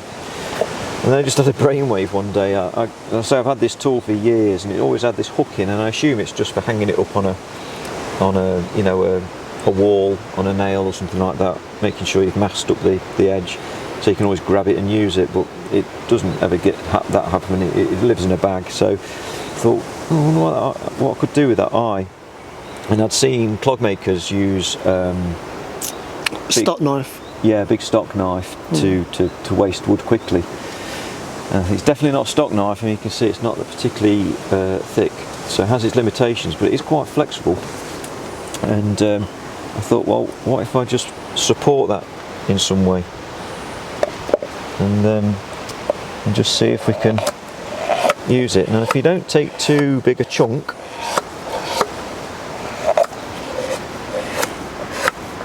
it works beautifully. So you've essentially got a hook embedded into the chopping block, yep, and then just wrap it around there. Yep. And it seems to be the way to go.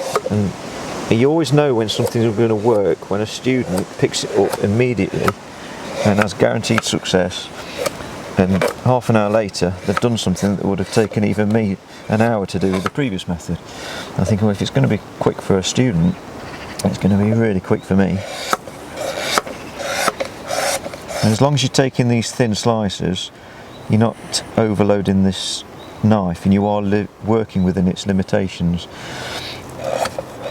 So it's really becoming quite an important tool for me in the Kuksa carving process. And if people are unsure about this technique, like you've mentioned a few times before, they can maybe practice on a test bit of wood. Yeah, why not? Yeah, why not? So it's come right around now.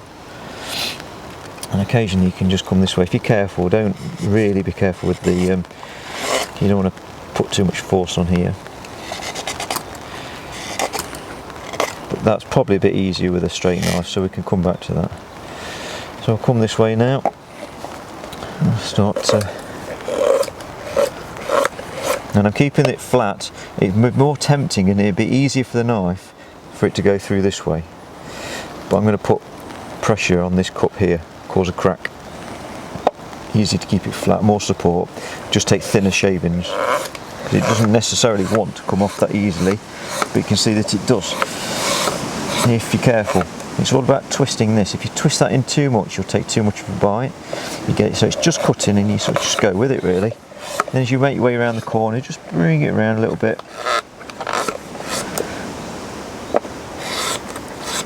And eventually sneak up onto the very hard bit, which is this bit, but we've got to get close to that first. Now I'm just going to have to start checking thickness and shape. See the shape already, it's really coming on. Now that is so unpleasant to do with a straight knife. So having an alternative method like this, yet again, it makes you think, well, maybe I do want to make a Kuksa instead of struggling. There's just no point struggling.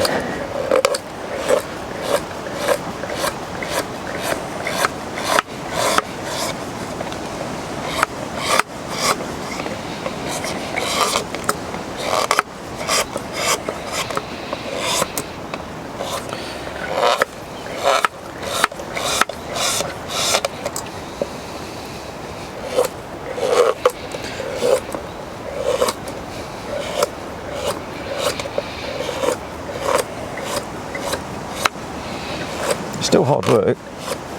It still does take some effort and some control. And you might want to come back to this in stages. I'm trying to rush through the whole thing, but you might just want to pop this down for 5 minutes and come back to it if you're finding this is causing your wrist to ache, or you're finding there's a problem with the tool in some way. Sometimes when something's quite difficult like this, I like to just crack on with it. I don't really want to have to keep coming back to it and dreading the process. Right, it's all coming together nicely now. This bit we'll just do with a straight knife, I think. So sometimes you don't want to drag the tool all the way over because it can just pull off quite a big chunk at the end. So what I can show you quickly is we'll just get the straight knife and we'll kind of work in tandem with the other one, and we'll just do a bit of a relief cut just to take some of the pressure out of that rim. So small amounts of work across the end grain with a straight knife, it's not too bad. You've got to do the whole thing. It's blending it into what we've already done quite nicely.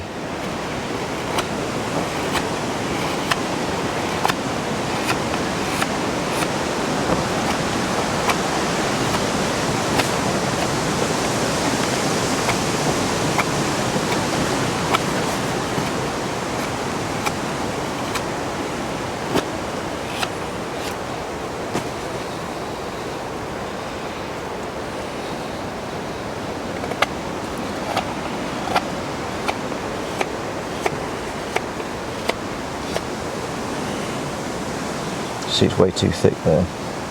I'm going to take some off on the inside anyway, so I'll leave a little bit extra. We'll probably do another pass with the push knife in a second. Just get a bit more control over this. And this is a time where if you want the cup to come around, which is the thing that actually makes it look like a Kuksa, I think, if it lips all the way around and then you undercut into that, at least on that side, then it gives the illusion that the whole thing's that shape, even if this side has the area for the lip that we talked about. And getting that curve right is quite important, and you can match that with the curve at the back, and it is quite important to come in at the back so that the finger here goes in there and the rest of the hand is that shape, is the same shape as that basically. And as long as the top's comfortable, your hand will fit lovely. And it's all part of the function. You've got to pick this thing up, and the handle's mega important on a Kuksa because it's something that's quite unique. You know, you don't really get that on end grain cups, which I do love, by the way. End grain cups are amazing things.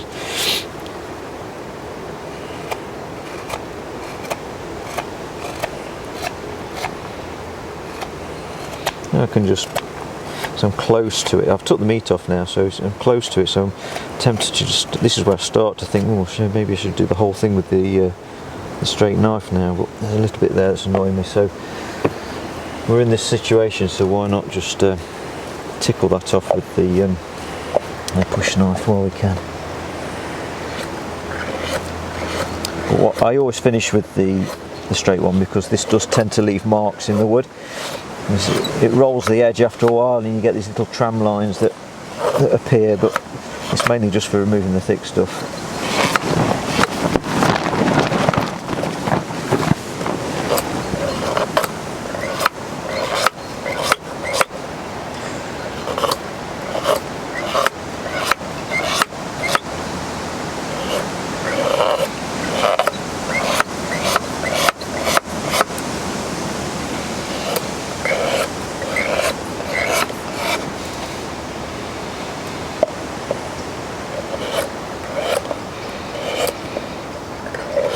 Coming round a bit more now, make it a bit more rounded.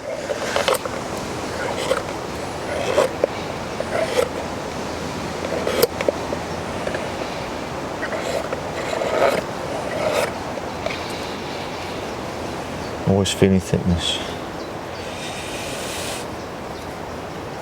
So it's a little bit thicker at the end, but we knew that was going to happen. Curve starting to come. I need to come more round there. I'll do that. It's worth the extra 5 minutes to get that right. We're in the mood.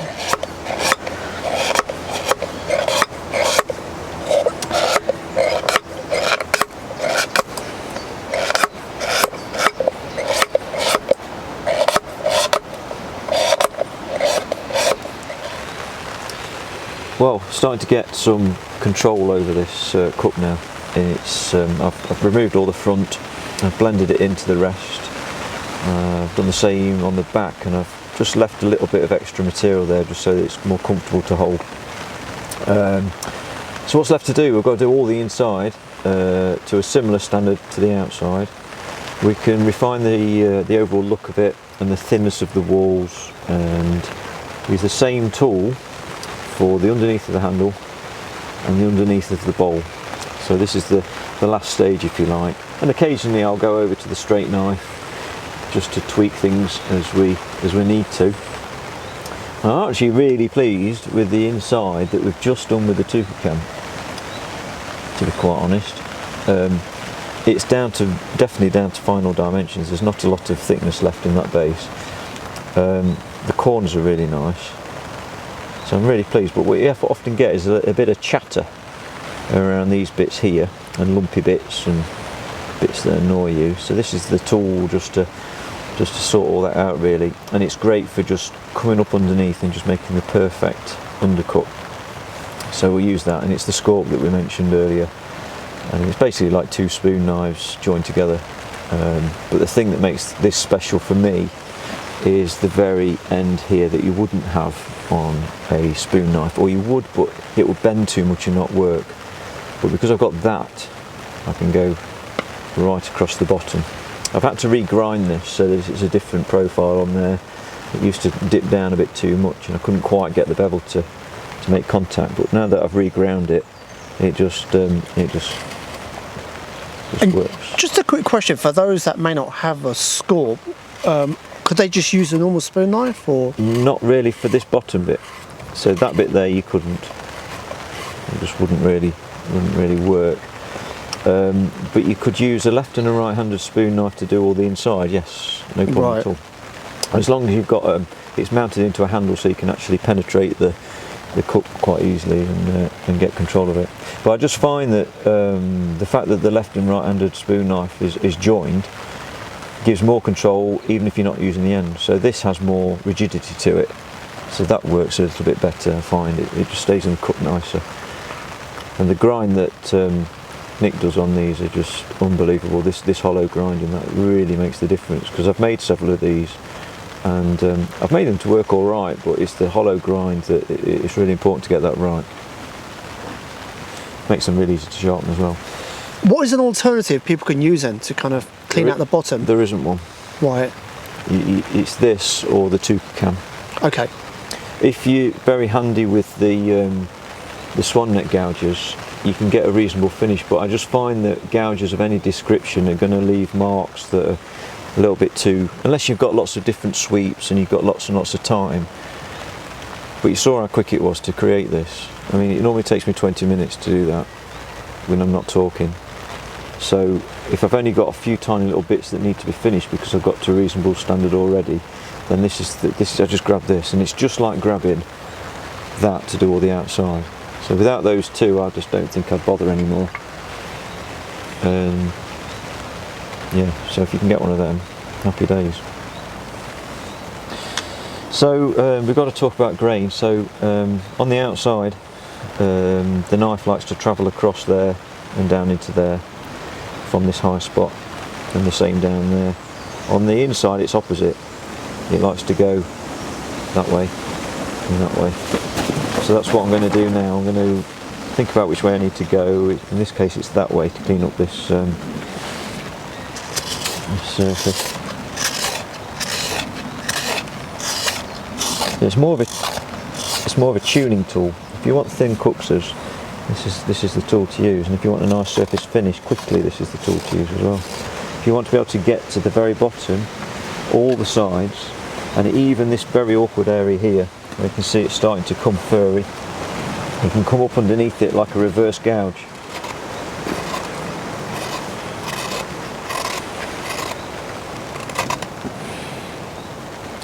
I've done all of that now, so now I need to come from the other direction.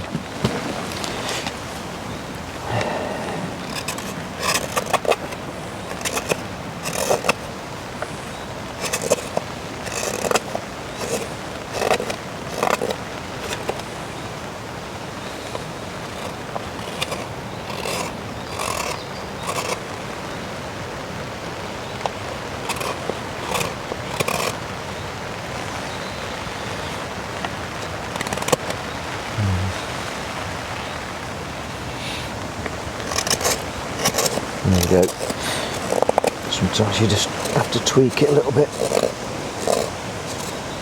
And what I like to do is to do all this and then come back to it when it's dry and redo it again, and then I can get a even nicer finish and an even thinner cup, and get all the colours to do their thing. And I'm going to try and just be a bit sneaky and come up grain slightly to blend it in, and then come back down again, and then it gets easier. Look, you can. There we go.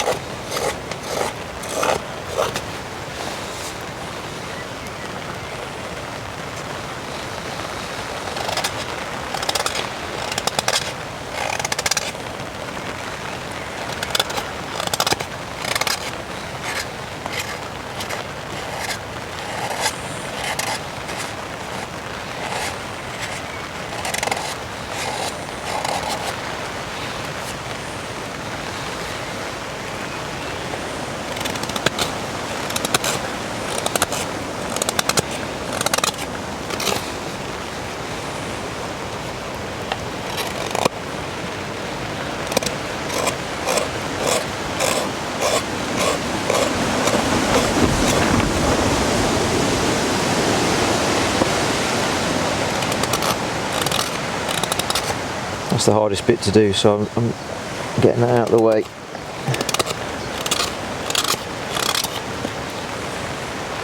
Okay, I'm really happy with that wall thickness now. I'm just going to leave it. So we've got to think about the rest. So coming down here now, you see all these gouge marks, look. So the way round to avoid that is to use a shallower sweep towards the end. Just means another tool. And even if I did that, I think I'd still come back with this. It's such a nicer job. Yeah, start off a little bit grotty, and then it should start to carve.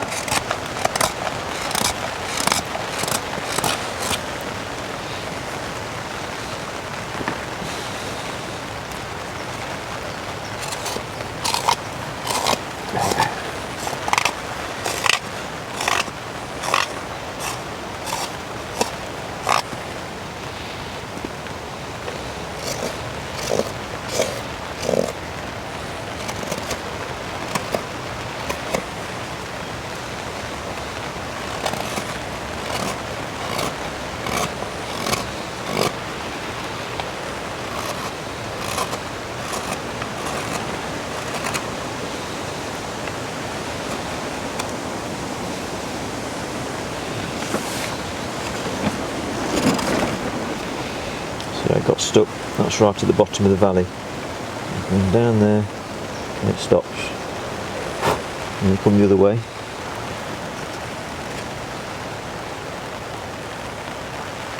And lift it off in one. That's gone around the whole thing. That's where that grain changes.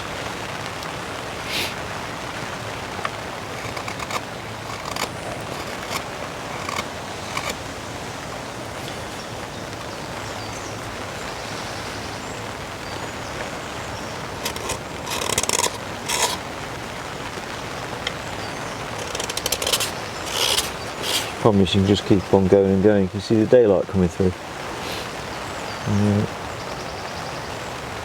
Still, whatever that is, 4mm thick. It just shows you that all that end grain, that just wants to leak. That's why they do. You've got to seal those pores up. Last thing you want is orange juice pouring all the way down your front.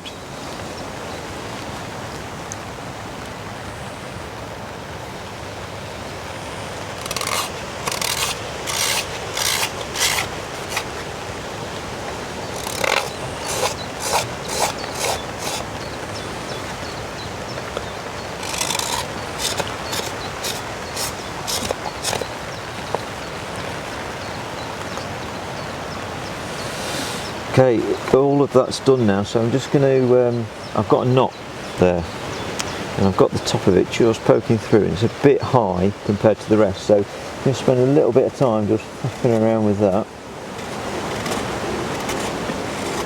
Clean up the base. make all those circles look pretty, and I think that will be the worst of a hollowing gum.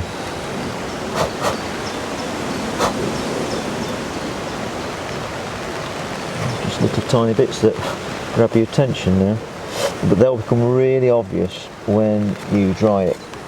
Some bits will lift and just need a little bit of a tickle. Finish it off. There's a bit there. Best way to approach that, I think, is this way.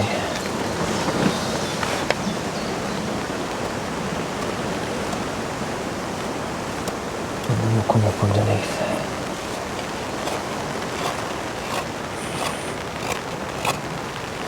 You can keep faffing around for ages, but it's great. So, shape's not quite right there. I'm going to take a bit of that off.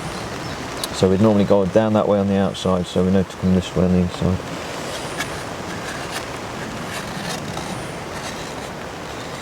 You just have to be super careful here. You could really take too much off if you're not careful.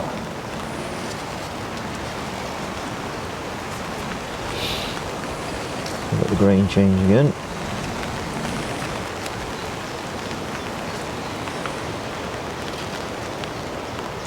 A bit more off, it's not quite thin enough. I always leave a little bit extra on. There's another one of those, love those bits. Another one of those things where you could just leave a bit extra on, and then you can always come back and take some more off. And sometimes a bit of extra strength is a good thing anyway.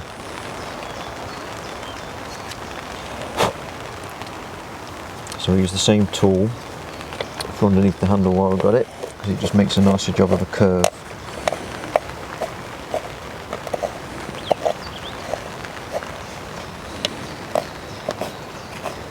But you can use your straight knife for this, no problem. You just have to use the tip.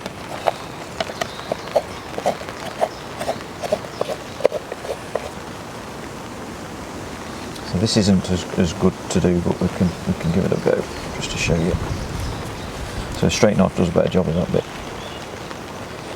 Just got to work out what's more convenient, stopping and picking up another tool or carrying on. It depends how much you're going to do of a certain thing.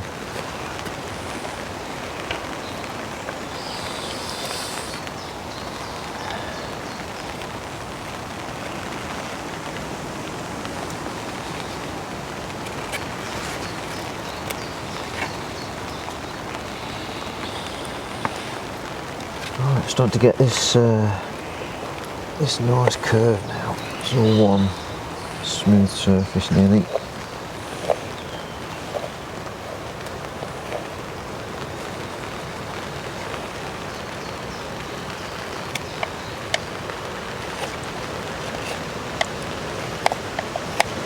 And the straight knife will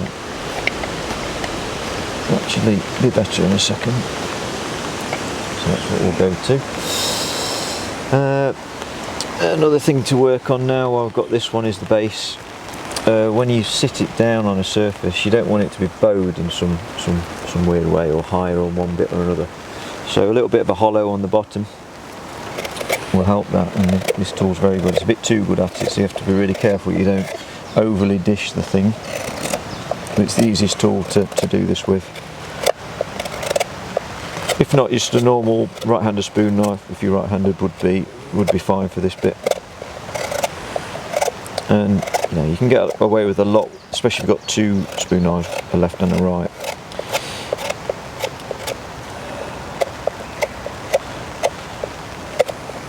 So this, I'll just have to see what this happens here. I'll just live with the fact it's there. Try and blend it in a bit better.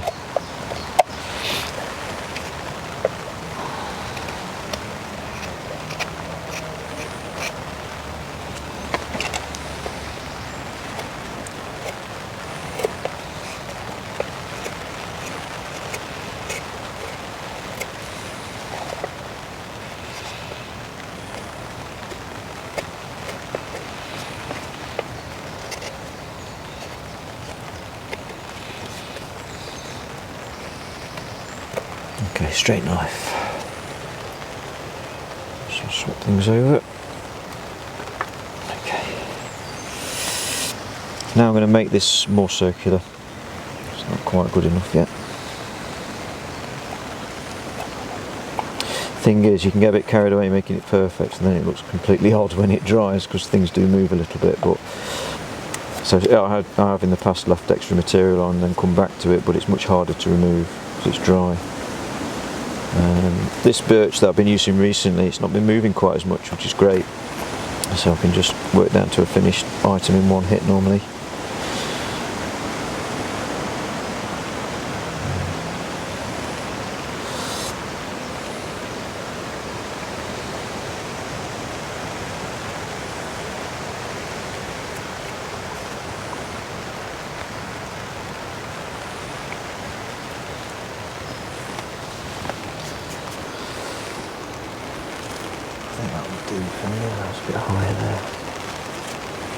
It's all minute details now, it's just finishing stuff. The top of that's not perfect. Come back to that.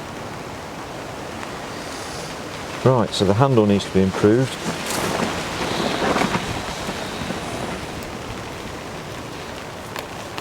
I'm going to give it a little bit more of a nudge in this direction.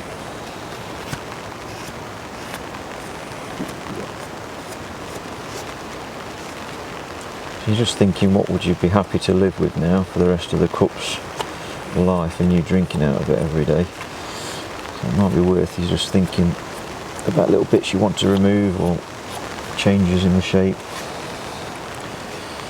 So obviously that's all over the place at the back there, so we'll tidy that up.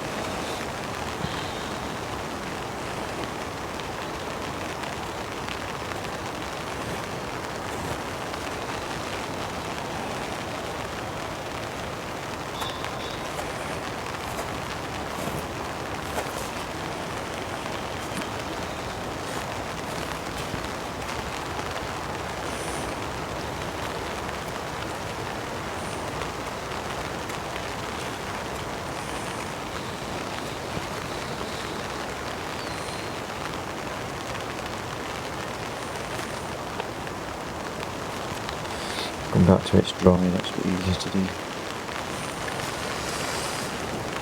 Okay, a bit down here.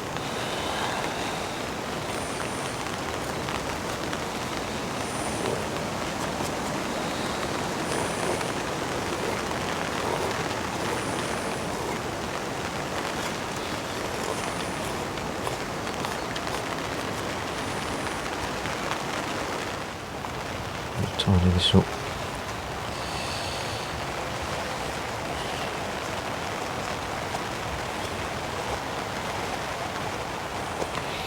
So that's not finished thickness, but it's not far off, to be fair. I can always tweak it later by coming up the sides and up the inside. So we'll put a bevel on it now and call it a day, I think. So bevel just softens this sharp edge and strengthens it as well. Kind of makes it look a bit nicer. And again, you could come back to it dry and make a much better job of it than I am now.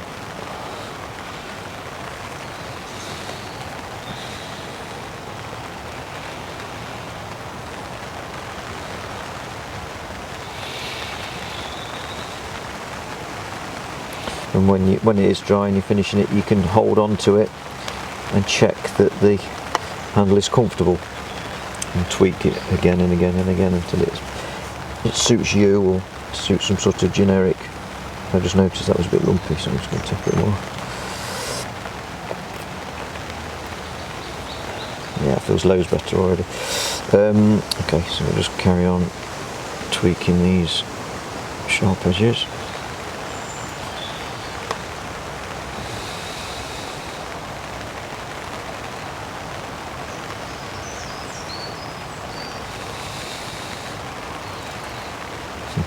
There's a bit of a tricky one, this bit. That'll do.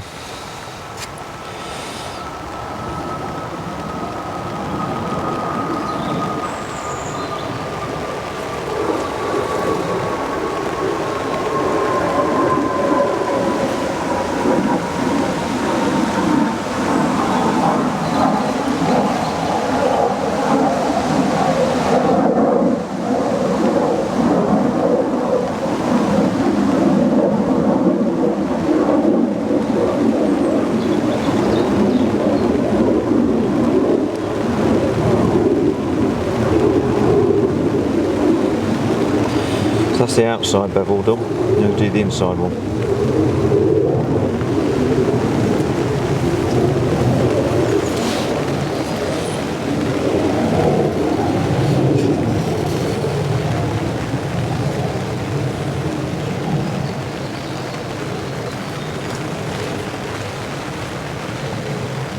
Bottom of the valley.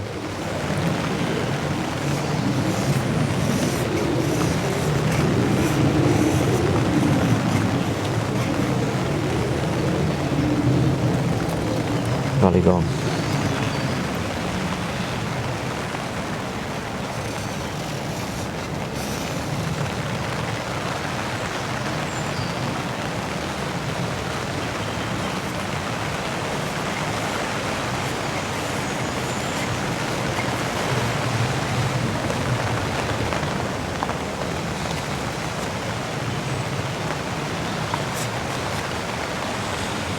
Getting there. Now it's a tricky bit, when to stop. It's not far off, is it?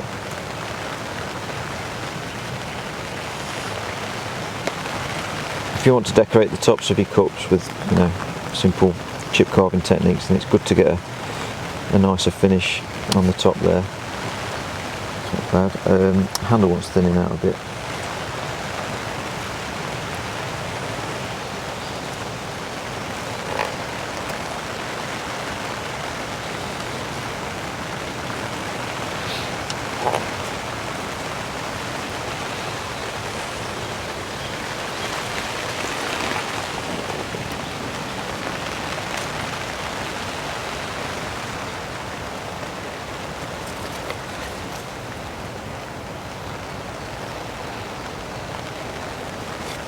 The bevel around the back of the handle.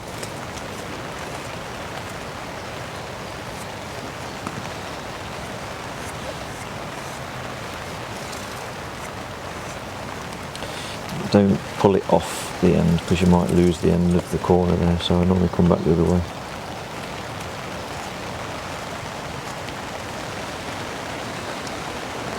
And then one across the top here. And again, don't pull it off the end, come back with the weight.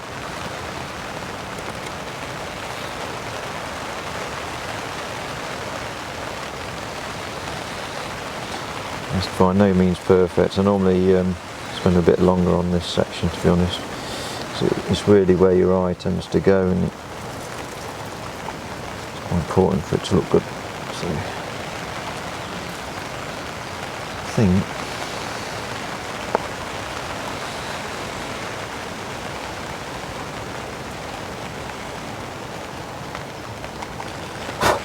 done.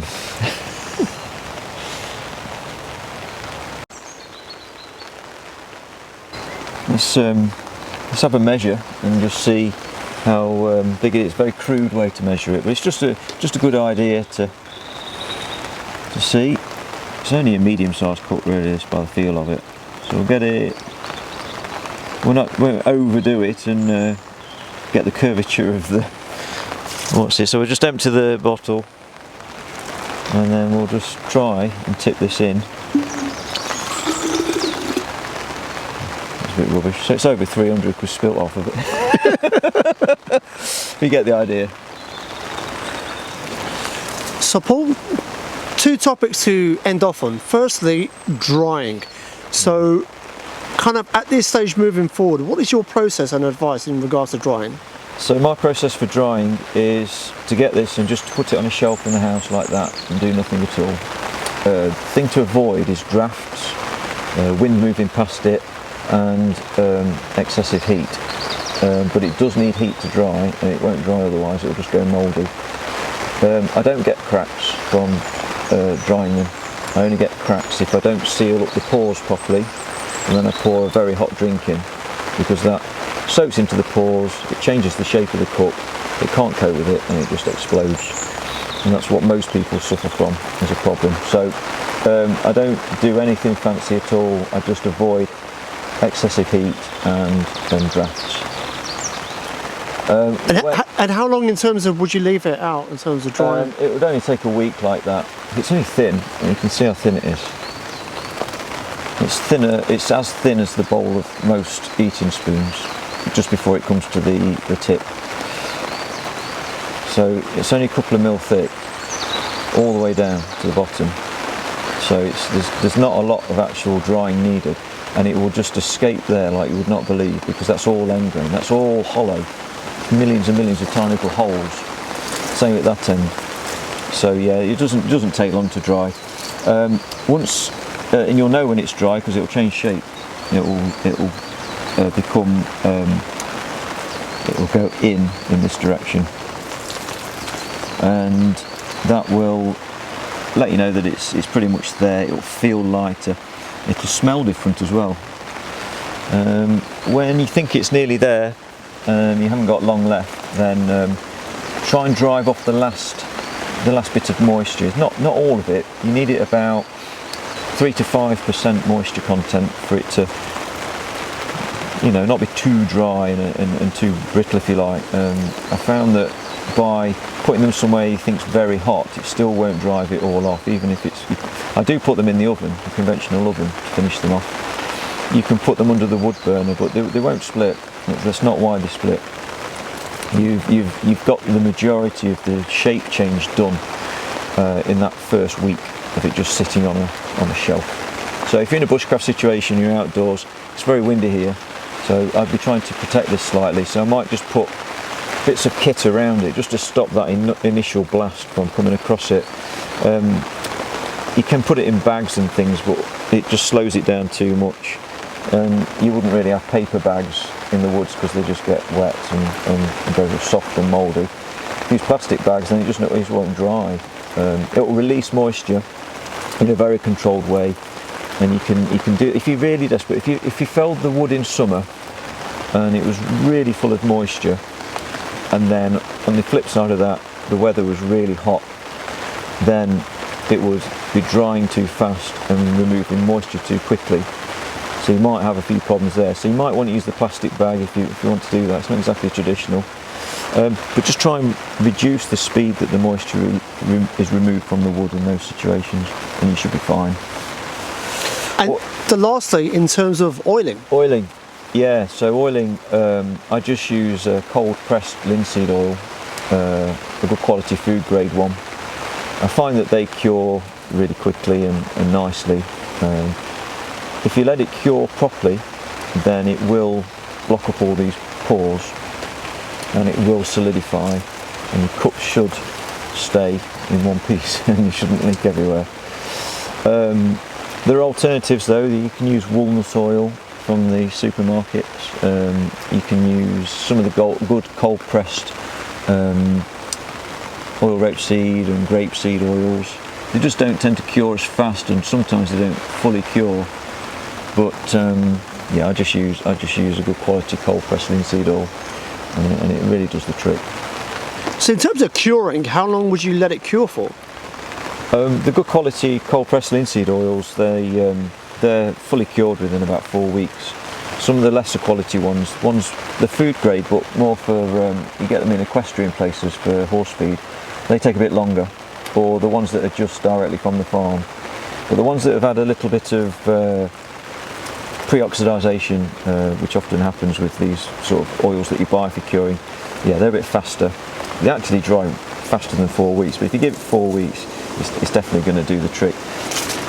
If you're using the other ones, just give it twice as long, then I think you'll be fine, to be quite honest.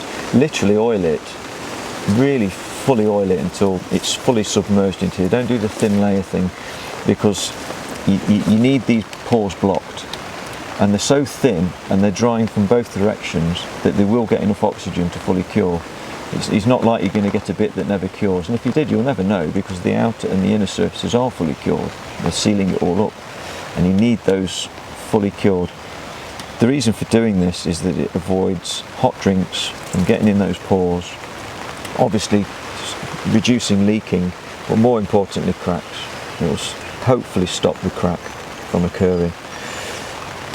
So that's your main thing that you need to consider. Block those pores up, fully cure them, oil it, and leave it somewhere and just forget about it. Don't be in any rush to use it.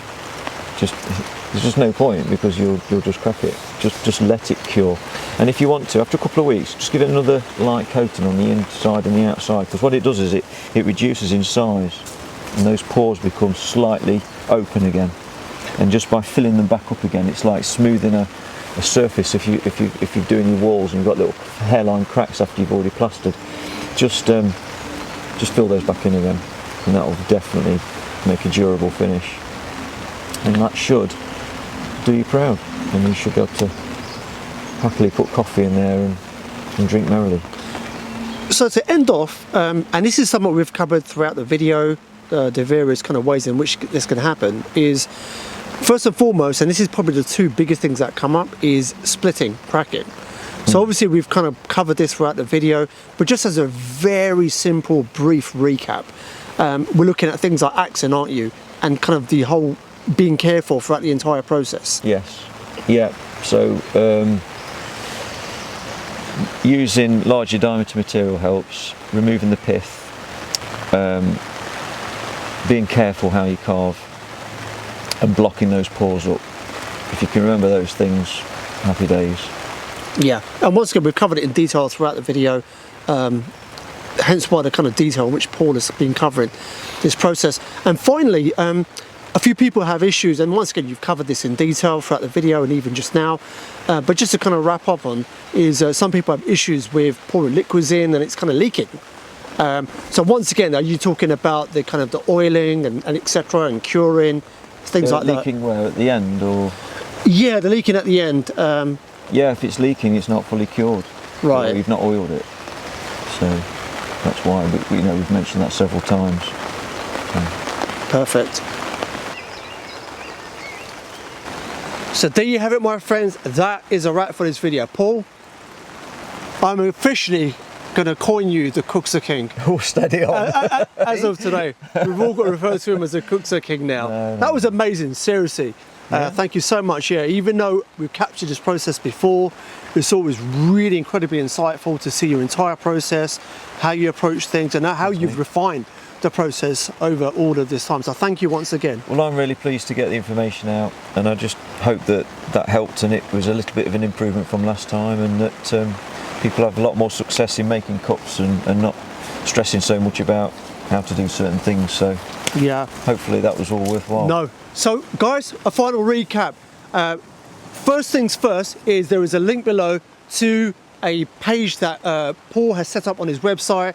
On that page is the following: the opportunity to buy his book. Well, I would highly encourage you to do, and treat that book as an accompaniment to this video, and they both go hand in hand. The book has everything we covered in this video, but in more pristine detail, listing out all the tools, etc., etc. On that page is some other information as well, a few bits and bobs in relation to tools and whatnot, but really it's the book that has all that information in there. Like I said, Paul just kind of distributes his books all over the world on a regular basis, so no matter where you are in the world, you can order that book. So all of that information is on that page. Also on that page is the opportunity to join Paul's email newsletter, which I would highly encourage you to do, so you can be kept up to date with the myriad of things that Paul is getting up to up and down the UK and in crafts in general. What I'm also going to do is put a link below to Paul's Instagram, where he's very prolific, and on there you can highly encourage you to kind of give him a follow, as I always saying thank you for the time he's taken out for me to document his entire process. And on there you can see the myriad of things also that he's getting up to. I'll also put links below in the description to the previous two videos that we've done in this time I'm spending with Paul, and those are two spoon carving videos, one on how to carve a standard eating spoon, another on how to carve a production spoon. So all of the links for everything that I outline are down below. And also finally, like I mentioned, there is a breakdown of every single section in this video on the timestamp of this YouTube video, as well as a breakdown in the description below. So as you move forward, you use this video as a teaching aid, and you can jump to any particular section, be it the hollowing or anything else that we've covered in this entire video. So rather than having to manually scroll through to find that section, you can click on the time and then boom, go straight to it. Because as we've done with the previous videos, these are a teaching aid to countless people that are out there that refer to this video when and as they need to when they're carving their own Kuksa. And finally, I would Really? highly encourage you to take Paul's teaching in this video and actually use it. I think this is a big aim of yours, isn't it? It is. For people to take it and to actually use Yeah. it and to carve a Kuksa. I'd rather people just copied what I did and just provide a good technique and showed other people how to have success. Yeah. And in wood carving in general, not just Kuksas. It's just that the techniques you've seen are all easy to practice on one object like this, but you could transfer this to any sort of wood carving and hopefully improve things that you do and everyone around you. So yeah. No. So on that note, guys, that is a wrap. I know there's a lot of links that I've mentioned, but there's a lot of references, you know, in terms of this video because it's such a meaty topic. So once again, everything linked to down below. Paul, a sincere thank you, mate. for allowing me to document this entire No process worries. for others to learn and for your Pleasure. hospitality during my visit down. So guys, that is a wrap for this video. I sincerely appreciate you watching, and as always, I hope whatever you're doing, you have a blessed day, a blessed week ahead. From Paul Adamson and myself, Z Outdoors, peace out.